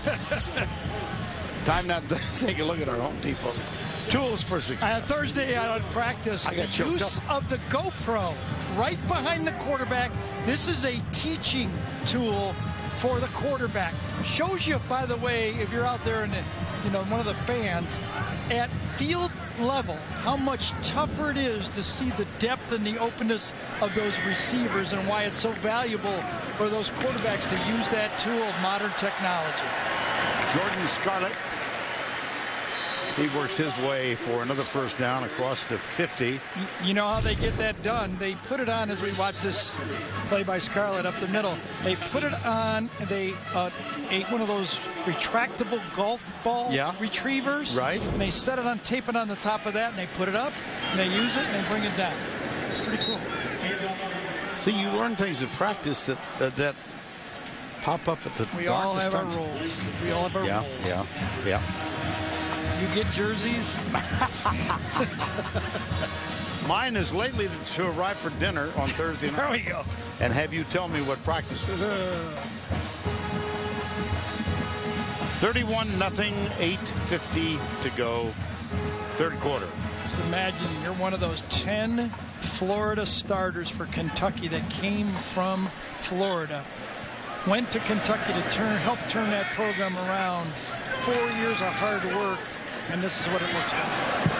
That one from Del Rio. Well, Mark Stoops, part of the great coaching brotherhood, class of 1985 in Youngstown, Ohio. He was able to relax back then. And on his team right now, Courtney Love, Marcus McWilson, and Jordan Jones, all part of that same Cardinal Mooney High School group. And of course, Mark's brother Bob, Oklahoma, with a bad week last week. Look at third down conversions, 10 of 13. Powell starts in motion, now comes back. Rush, Del Rio, caught it. That's C.J. Wharton, number 18. Wow. Wharton, I thought, was going to spin behind the line for a first down, but he kept fighting, and because he kept fighting forward, the official, even though he was tackled with one leg, kept the play alive for him to squirm forward back for that first down again. So that's 11 for 14. By the way, in the pocket that time, watch, he's behind, and I think he's going to give up the first down, and then he scrambles in. I thought Luke Del Rio showed great courage on the throw. He could feel the defender coming at his legs, and he stood in there and made the throw. J.D. Harmon is the injured player for Kentucky. Defensive back, time call.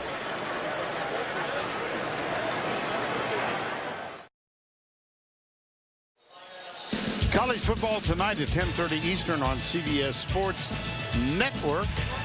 Interconference class San Diego State will be at home against the Cal Golden Bears only on the 24-hour home of CBS Sports. Well, Harmon, the injured player, over on the bench.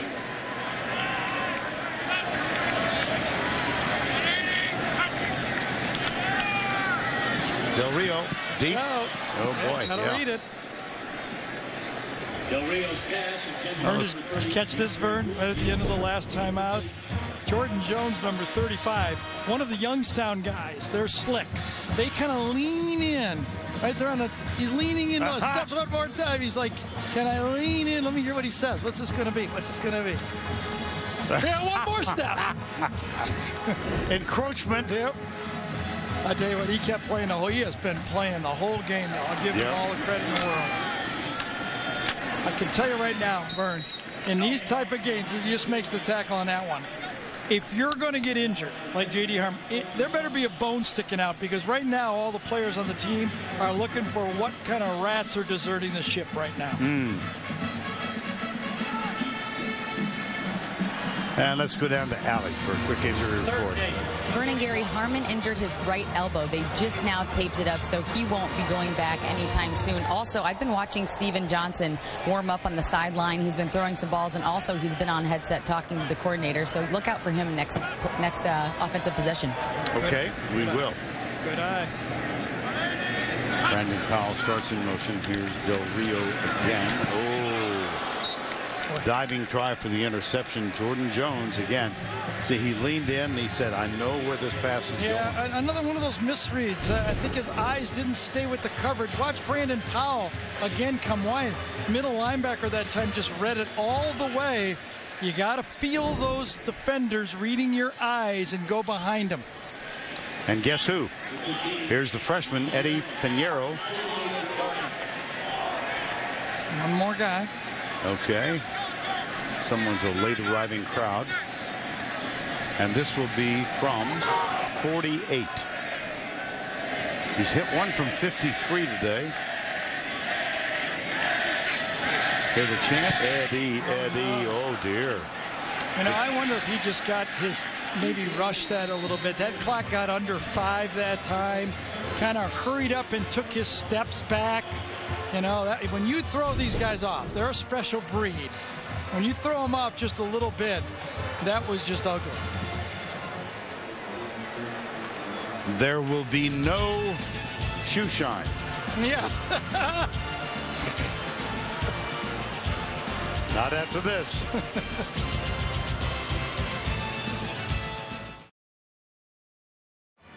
It's been a while today since we've heard from the Duck, so time to bring him on stage for the Aflac Trivia Question of the Week. Who was the Florida Athletic Director prior to Jeremy Foley? As we have noted today, Jeremy retiring after 25 years in that position, one of the most successful ADs ever. And this was a tough one. Oh, yeah. We were all surprised by that. Yeah. New quarterback in the game, though. It is Steven Johnson.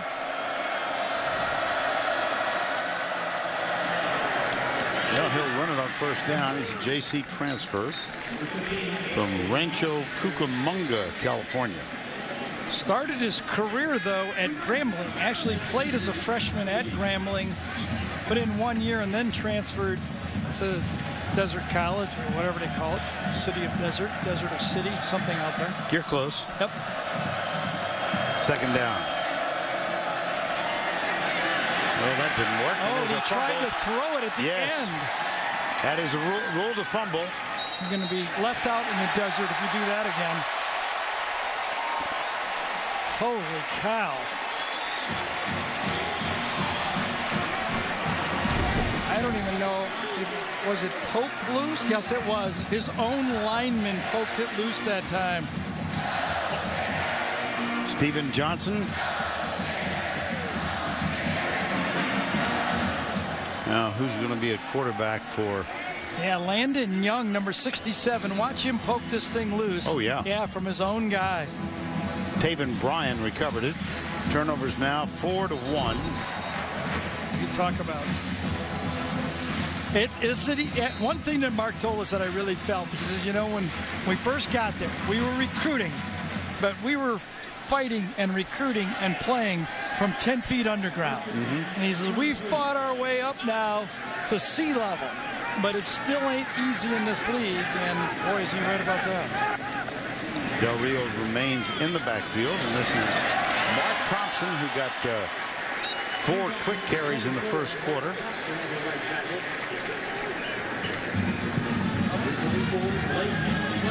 Six and a half to go, third quarter. There's a tradition here at Florida at the end of the third quarter. The crowd sings "We Are the Boys." Right. It's going to be muted. It's going to be very quiet. Yes. You're going to have to join in. Yeah. To be the normal. You don't want to hear me sing. Second down. Mark Thompson again. Good effort by that. Really, watch number 34 play football if you want to see a guy fight. 1986. What happened? Well, the Mets defeated the Red Sox in the World Series. Nintendo was released nationwide. Ferris Bueller decided to take a day off from school. Nicholas, I remember this, won his final major at the Masters, and it was the last time Kentucky beat Florida. That was 10-3. Here's the toss. Mark Thompson. Again. Yeah. Jordan Jones. I'll tell you, there's nothing better than to watch a guy when you don't think you're going to win a football game playing all out like Jordan Jones. Watch him right here in the middle of your screen. Watch him track it down from behind. Keep running. Keep running. Remember, they're just getting killed in this football game, and he stretches out and makes that play. Had 19 tackles last week in the loss. He is, I would assume, the leading tackler in this game. There's a sneak, Del Rio. You know what we haven't mentioned is that Valor Christian High School is one of the, in the Denver area in the state of Colorado, one of the best. They went undefeated his 1 year there.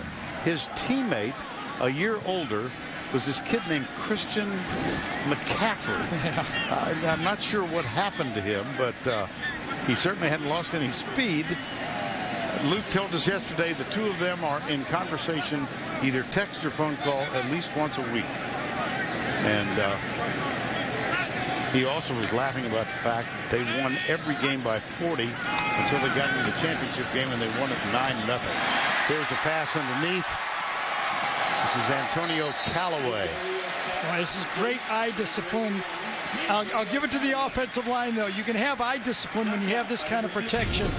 Luke's eyes go to the left, and he knows Callaway is coming under. He's actually the safety valve on this play. You look to the left, nothing there. That offensive line, look at that pocket. 5 yards of space to step up in.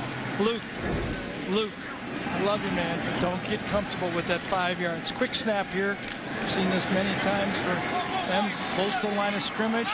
An extra tackle in the game, right here to the left side. And they'll come left, and it will be a touchdown. Jordan Scarlett, number 25.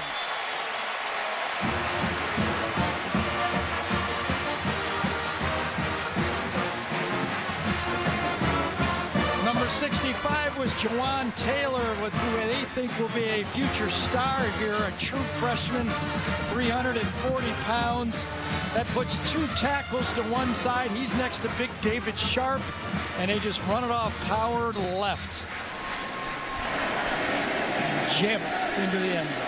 Pinheiro with the extra point.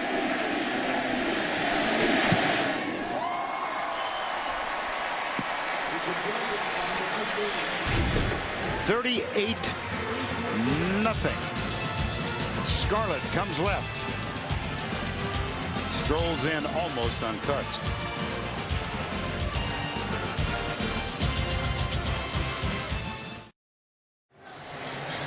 A crowd of diminishing numbers here at the Swamp. 5 different Florida players have scored touchdowns today.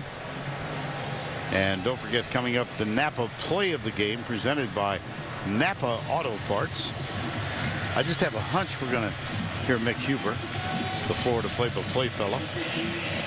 Just a guess. Pinheiro.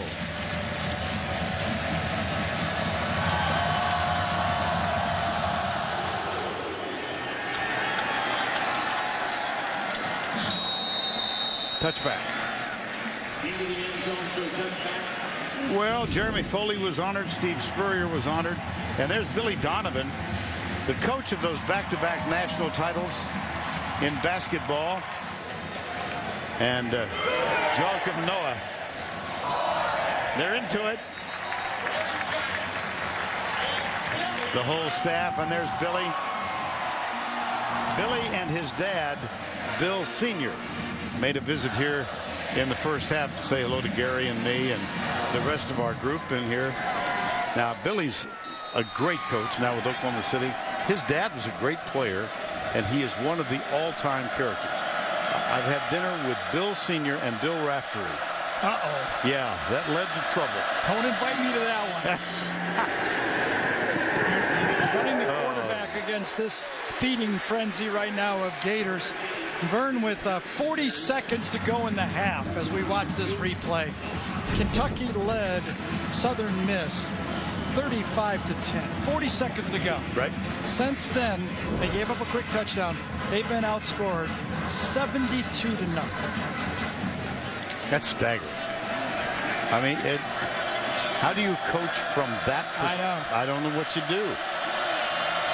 Oh. 2nd and 14.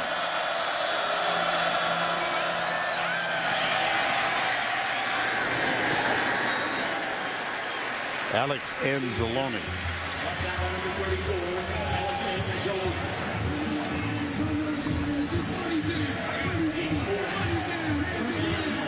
Third down conversions. Look at Florida. It's kind of gaudy. 11-16. And here's Johnson.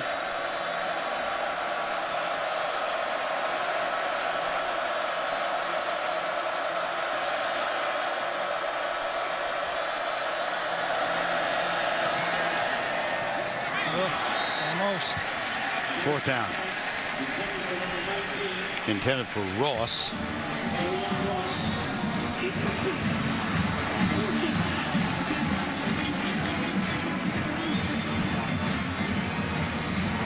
.38 zip. 2:15 to go, third quarter.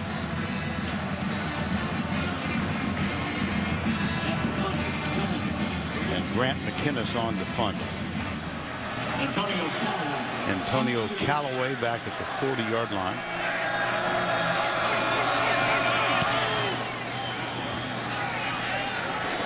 At the 37. Wow, nice quick cut there. Flag is down at the 37. There's 15. Antonio Callaway on the punt return. Flag on the return. Here's Callaway again. Yeah, and I think right at the end, Logan Stenberg, number 71. There's already one flag on the turf, and 71. Watch him come in late and get the late hit right there. Vern, you know, Kentucky's always been, you know, known as a basketball school, right? And it's so hard to change the culture, right? I mean, it is. Remember?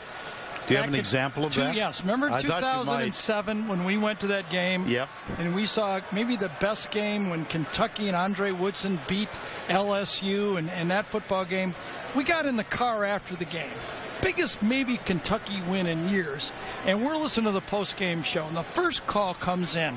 And they go, well, congratulate the boys. Well, I want to ask you about Billy Gillespie and how that basketball team's going to be doing that this year. First call after the biggest football win of the year. That's what Mark Stoops has to deal with. Well, it's a basketball school first, and he has to succeed within that. We have 2 fouls on the play. Illegal block in the back, number 11 of the receiving team during the return. That foul will be marked off 10 yards. Following the play, personal foul, 71 of the kicking team. 15-yard penalty will also be enforced. First down.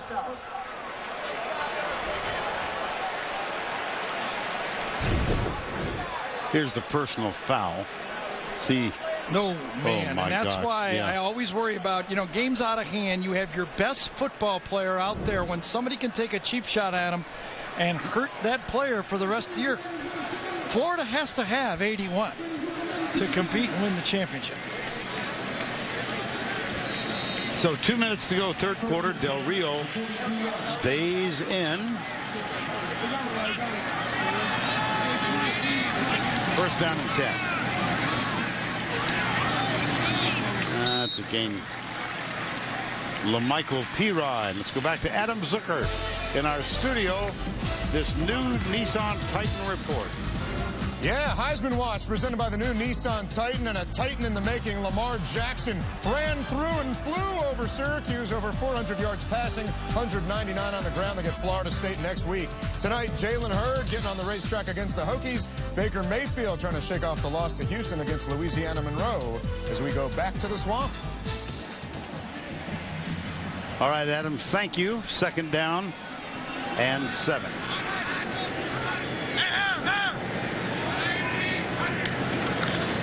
Play action. Del Rio lobs it out. Wide open receiver. Catch is complete. Morrill Stevens, sophomore redshirt. And let's cue the duck and answer the Aflac trivia question. Who was the Florida athletic director before Jeremy Foley? You ultimately got this one right, didn't you? Well, there was a little hint. Yeah. Bill Arnsparger. Check out fan results at cbssports.com/Aflac. Big win today also. That front is not a great SEC front, Kentucky. But Florida's offensive line struggled last week, and they've done a nice job here. Del Rio, that one slips through. Just to your point about Kentucky's reputation as a basketball school, I can't top the story you told, but I can almost equal it. Last summer, you know. You've got 30 more minutes, probably. Cue up the 2 bits, guys, would you? Nancy and I live in Steamboat Springs. We're very involved in our music festival. And a lady who graduated from Kentucky came up. She said, how do you think the Wildcats are going to do this year? And I said, well, we actually have them the second week of the season. Right. And she said, in what? Right. Against North Carolina? Or yeah. LaMichael Pirine. Well, that's the battle. I mean, changing the culture. Yeah. It's going to take, you got to win a couple key games. It's going to be everything Mark Stoops has to keep, there's Drew Barker. He's probably going to be the quarterback as the fans are either sending out tweets or reading tweets right now. That is the end of 3 with a score of Florida 38, Kentucky nothing. We'll return to Gainesville right after this message and a word from your local station.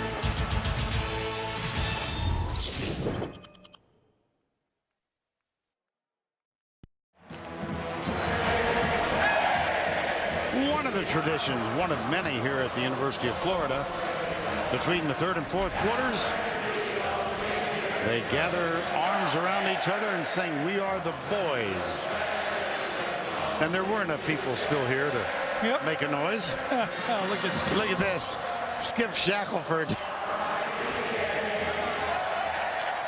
Now he lives in the Philadelphia area, operates Camera 7 for us. He's been a part of this series for more than 30 years. Now, you would assume that he graduated from Florida, right? Yeah. No, just adopted them years ago. Subway alumni? Yeah. Oh, nice pitch. Callaway. Nice pitch. Well, let's go bigger picture on this one. I think some of us thought this would be a competitive game. I'm not sure why. Well, you hope. I mean, yeah. You're SEC. You've got a lot of guys that were recruited, played tight before against them the last 2 years. You would have thought. What has Florida proven to themselves today? It's a good question. I think, number one, they have the pieces to be a good football team. Before, when Will Greer went down, they were already struggling with a kicking game. Then they started struggling at quarterback. I think they've got more depth now and a trigger man that they can run the whole offense. They don't have to run just part of the offense. Like that part. Yeah, you mean that part. Yes. That part works. LaMichael Pirine, freshman from Theodore, Alabama. 28 yards. I can tell you, little Brandon Powell got a big block on the play. Just an easy little flip screen, and Powell got the block to kind of spring it around the side to allow the offensive lineman to get out there.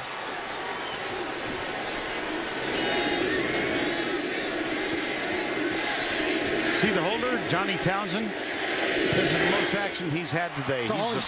He's the punter.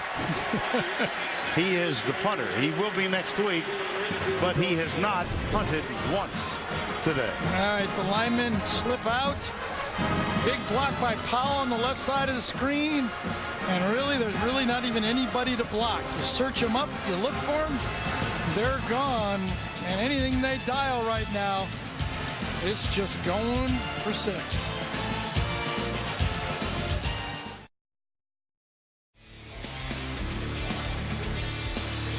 And now it's time for our Geico game recap. Cinch 'em tight. It's been all Gators. Thompson, 3-yard rushing TD for the first touchdown of the game. Callaway, this is a beautiful throw. Equally nice catch. 78 yards in stride. That made it 14-0 end of the first quarter. Eddie Pinheiro, 54 yards out. That increased the margin to 17. And then Brandon Powell, 5 yards from Luke Del Rio. 31-0 after Freddie Swain caught this 26-yard touchdown catch. Scarlett, 4 yards rushing for a touchdown.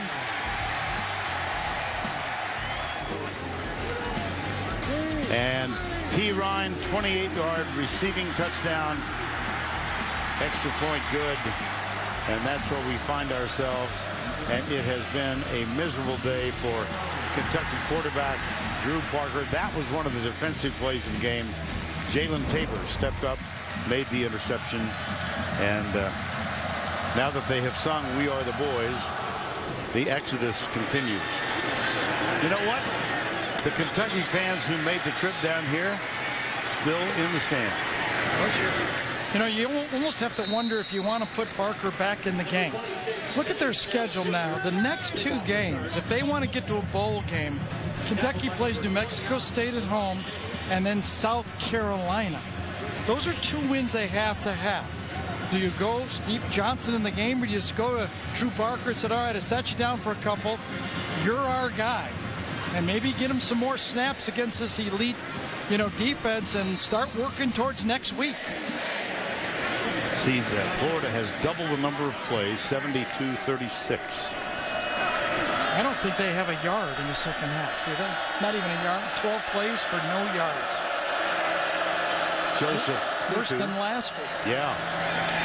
That's right. See number 35? He's a free agent. Born in Liberia. His mother escaped the Civil War. He was actually born in the Ivory Coast. He lived in a refugee camp for the first 6 years of his life. Made it to the United States without his mom. His uncle brought him over. A variety of moves here. He had no offers. He graduated from a high school in Rhode Island. And he wound up playing for North Dakota State School College of Science in Wapaton, North Dakota. 2 years there. Now he's the backup with the Florida Gators. It is an amazing story. And there he is on the tackle. Played soccer as a youngster. Putu. And at the end, as Vern was telling the story, just talked to the couple people in the press box that knew the story, were telling me about him, that at the end, when it started to blow up, offense number 18. Everybody started 10-yard off penalty running. for the previous spot. Yeah. Repeat second down. Ohio State was all over him. I mean, at the end, it became, who is this guy? Where did he come from? And it was all-out blitz to try to find him and get him to come wherever. At one point, he had 2 offers, North Texas State and Tennessee State. And then all of a sudden, and Jeff Collins offered him, defensive coordinator here. Putu committed, took the scholarship. He never made a visit to the campus until he reported for school. Google it. I mean, it's amazing. Whatever. There's a tackle made in the backfield. Now to go to Adam Zucker in our New York studio for a Ford update. Thank you, Vern. Alabama's defense has been almost as smothering as Florida's, and Jalen Hurts cementing his role as the starting quarterback. One of his 2 touchdown passes right there. Expecting a good one when the Tide goes to the Grove next week on CBS, thinking revenge. Yeah, they've lost the last 2 to Ole Miss, including 2 years ago when we were there. And first time in 40 years I actually saw goalposts being torn down. 3rd down.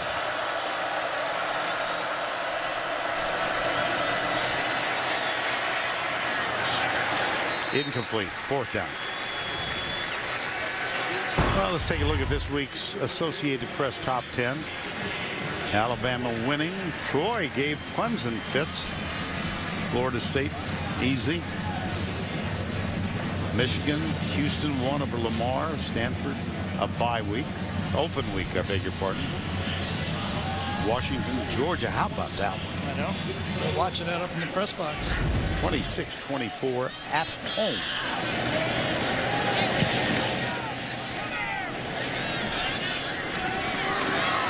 Nice tackle on the punt return. Freddie Swain was the guy back to return it. 39-yard punt, 1 yard on the return. Under 12 to go, 45-0. If you've got any stories for us, phone them in.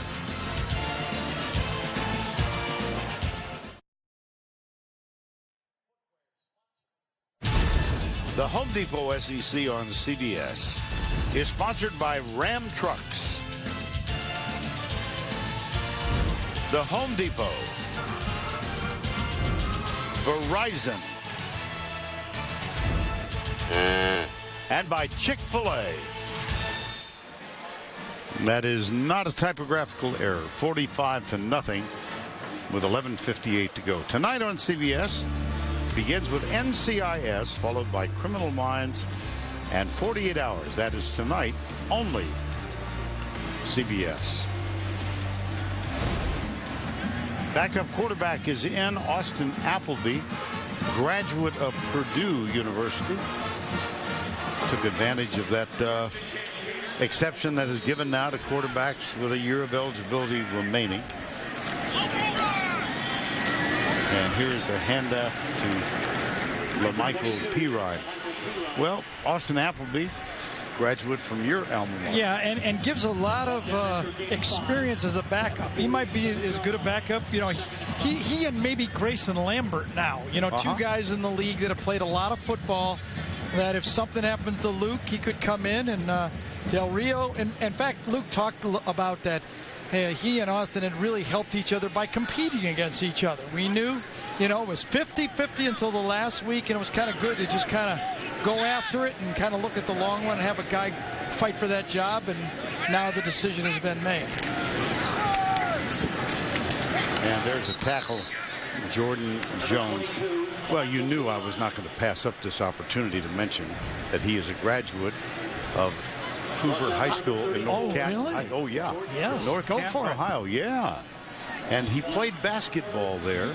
And his coach at the time was a volunteer assistant. Graduate of Penn State. A guy named Todd Blackledge. And here's what I don't know that many people know this now, but Todd, you know, he's a presence on television. Right. Okay. Worked for a long time with your former partner, Brad Nessler.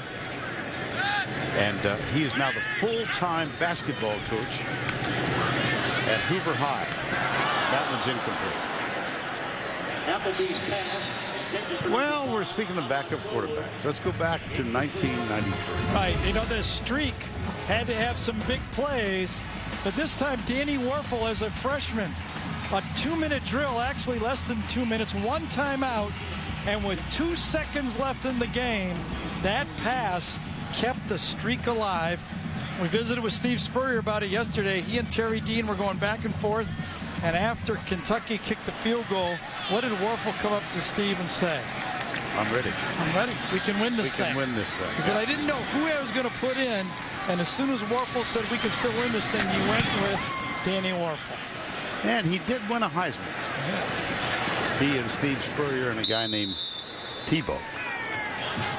45-0. And there's the flag down.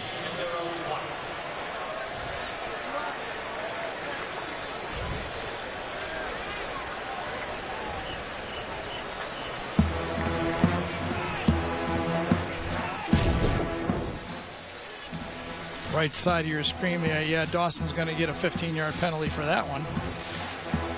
Absolutely. Yes. You know, and those, that ain't no big deal when it's 45-0. But personal those type foul, of habits. Face mask, number 7 of the kicking team. A 15-yard penalty will be added on to the touchback. First down. If I was Jim McElwain, I would go after that right there, because that is the type of habits that will come back and haunt you at the end of the season. 9:25 to go.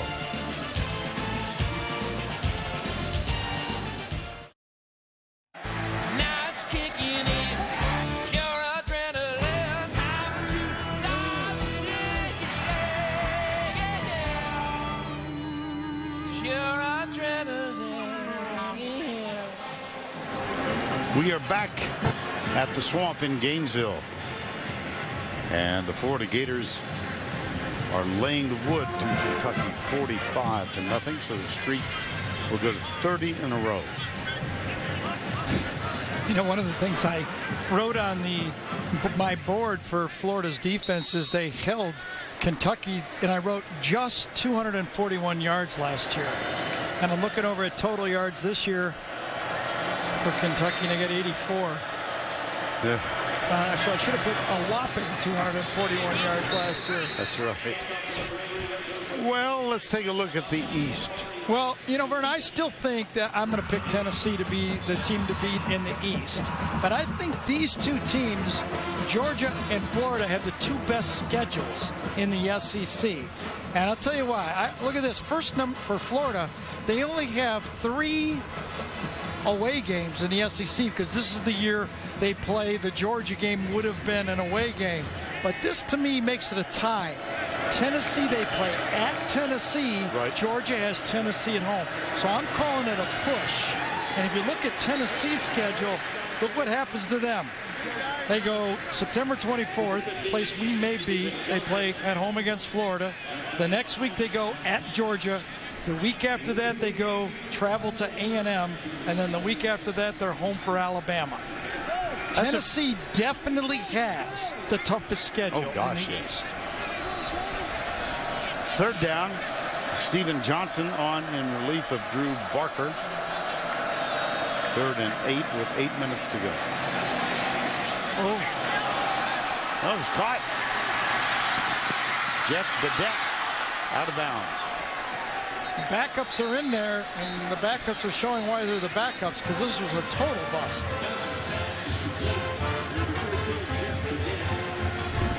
Just a roll out to the left. Can't quite see who comes up on the play, but the whole Florida team is up there.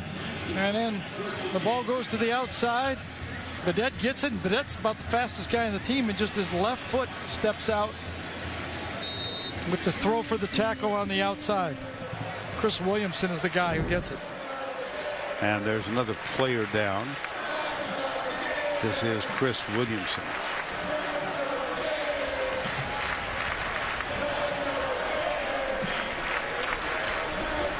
Gain of 45. 7:47 to go. Time call because of the injury.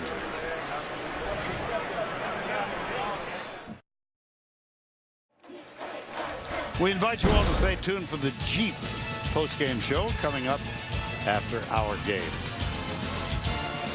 College football is a generational thing.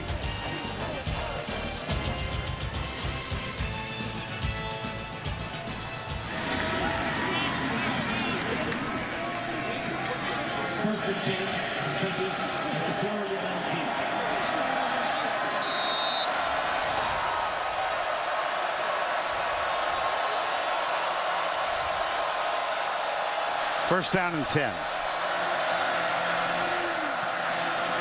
Johnson. Joseph Putu.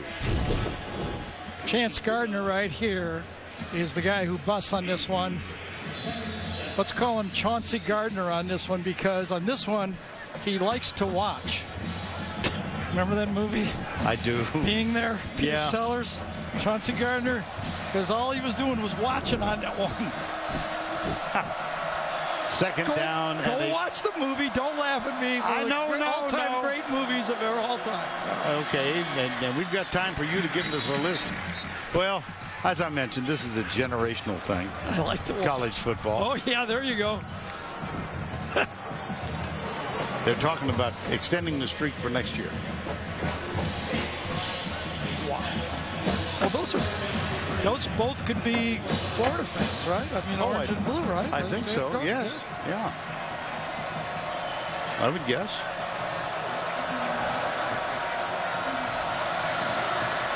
I like to watch. That's the phrase of the movie. I'm just Sometimes repeating the movie. There are no words. Steven Johnson. Oh.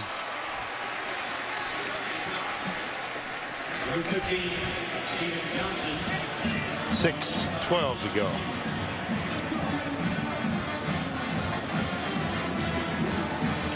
Did you watch Sunday and Monday night, both games, the Texas and Notre Dame? I did, yes. I'll tell you, that was something to finish. Well, I mean, I think you and I are both Charlie Strong fans. Sure, yeah. And for him, I was thrilled for Charlie Strong. I mean, my gosh. 45 zip. First and goal. Oh, nice cut that time. JoJo Kemp. Clock still running. It's a way to finish it. JoJo Kemp hits the hole, jumps it to the outside, and gashes it. How important is a shutout if you're playing for? I just think for Kentucky, it's finishing the game. Just having pride and being able to look at each other and say, you know, nobody laid it out on the field right there. And preserving the shutout for Florida? I think they'd like to, but they got their backups in there. Yeah. I don't know if you can do it with your backups, more power to you, but you know, you'd hate to get a starter hurt right here trying to preserve it. Wildcat, quarterback is out wide. This is JoJo Kemp. And it's going to be third and goal.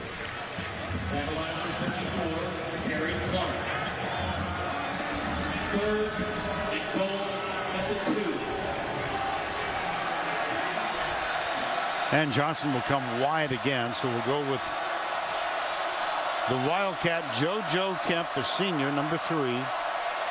Another of the Floridians. And he is going to shove his way. There it is. Yep. Touchdown.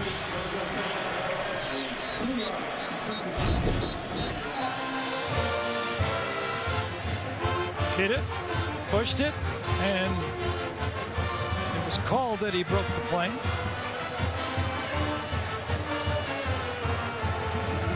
Pretty good fits up front for that offensive line, and all you got to do is cross that imaginary plane, and they said he did.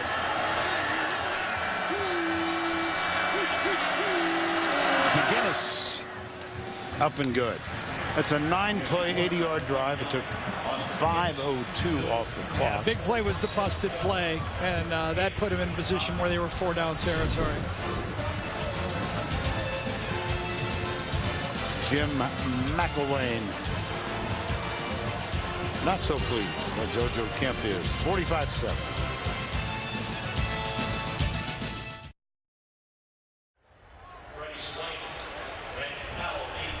Oh boy.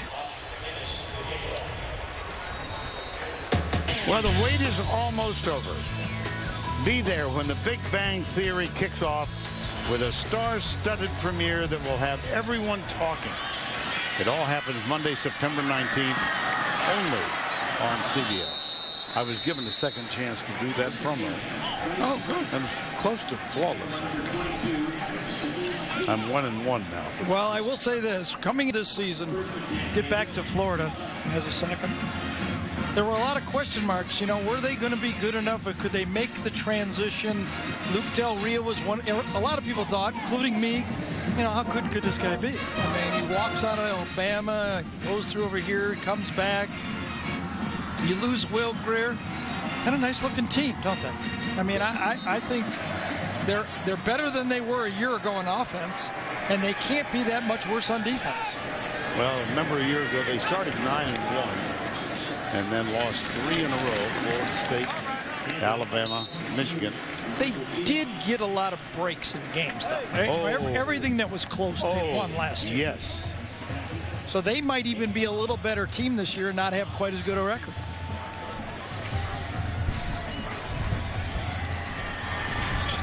Four minutes to go.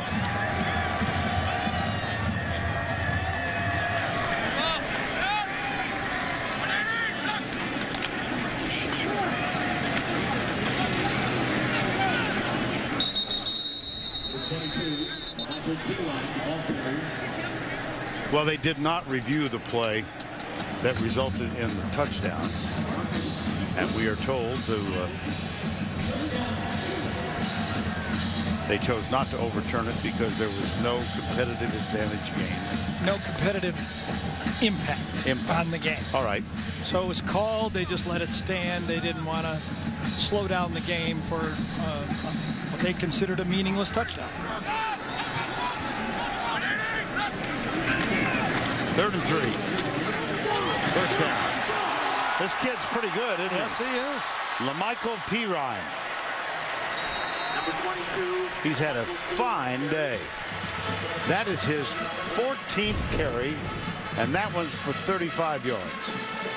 Yeah, and he made one big leap right at the end, and that's what you hate for when your defensive backs come up, and that time it was Marcus Walker, number 16, that kind of went for the shoe duster, and he jumped right over him.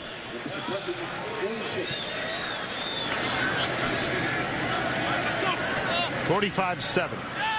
2:35 to go. Pirine again. Wow. That'll make you a fan favorite. Gain of 17.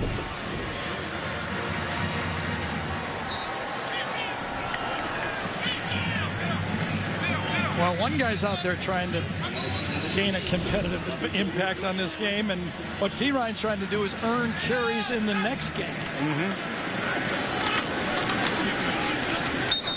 Well, they got him, and that gives us an opportunity to go down to Allie LaForce. And then I'll bring it again quickly. 2nd and 10. Yeah, Vernon Gary, coaches are always looking for different ways to motivate their players, and Coach McElwain came up with a pretty good one where he said, guys, write down how you individually want to be better and write down how we can be better as a team. They turned it in with their names on it, but he took the names off and then posted them all over the televisions and all over the locker room anonymously so the team could see what their teammates thought they should do better. I think it worked. And here is Pirine again. He's over 100 yards now in his 2nd game as a player for the Gators. Theodore, Alabama. 17 carries, 105 yards. And 1 catch, 28 yards and a touchdown. 45-7, 1:09 to go. So the streak will be extended to 30 games. And when you combine it together as 30 games and 30 years, it's just mind-boggling, isn't it? 30 years. And they had their chances. They had a couple of them. Yeah. Daly pointed out in the open, there was a couple of times they came very close. Including the last 2 years. And then, as you documented, 1993.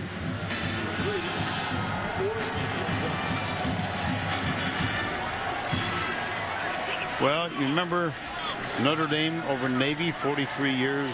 Roger Staubach had that win in '64. And then when Navy ended that streak, the midshipmen celebrated long after curfew. I'm just saying. 45-7. And then Navy played very competitively with Notre Dame for the next couple of years. That should do it. Here's Jim McElwain out of Missoula, Montana. Mark Stoops. They actually met each other as coaches in 1997. McElwain at Montana State, Mark Stoops at Wyoming.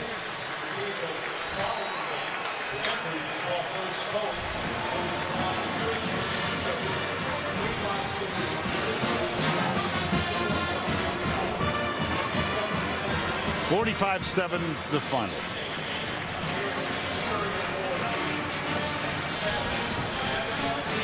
Now time for the play of the game presented by Napa Auto Parts. This was a beautifully thrown pass. Luke Del Rio, play fake. A lot of time, good protection, and he hit Antonio Callaway.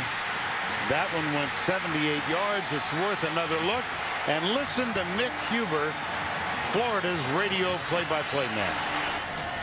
Here's Del Rio on a play action, dropping back, looking to throw. Rainbows one down the field for Callaway. He makes the catch, and there he goes. Away, Callaway! Touchdown! Touchdown! Touchdown! He just went 78 yards for a Gator touchdown. If you got a star player like Callaway, a strong defense like Florida does, and a quarterback that doesn't make mistakes, you got a chance. Well, the two offensive stars, Del Rio, 320 yards, 4 touchdowns, 1 interception. LaMichael Pirine, 17 carries, 105 yards on the ground. For Gary Danielson and Allie LaForce, I'm Vern Lundquist saying so long from Gainesville. Again, our final score, 45-7. We're going to take our road show into Oxford next week as Alabama tries to end a 2-game losing streak to Ole Miss. 45-7, the Jeep postgame show is up next after these messages.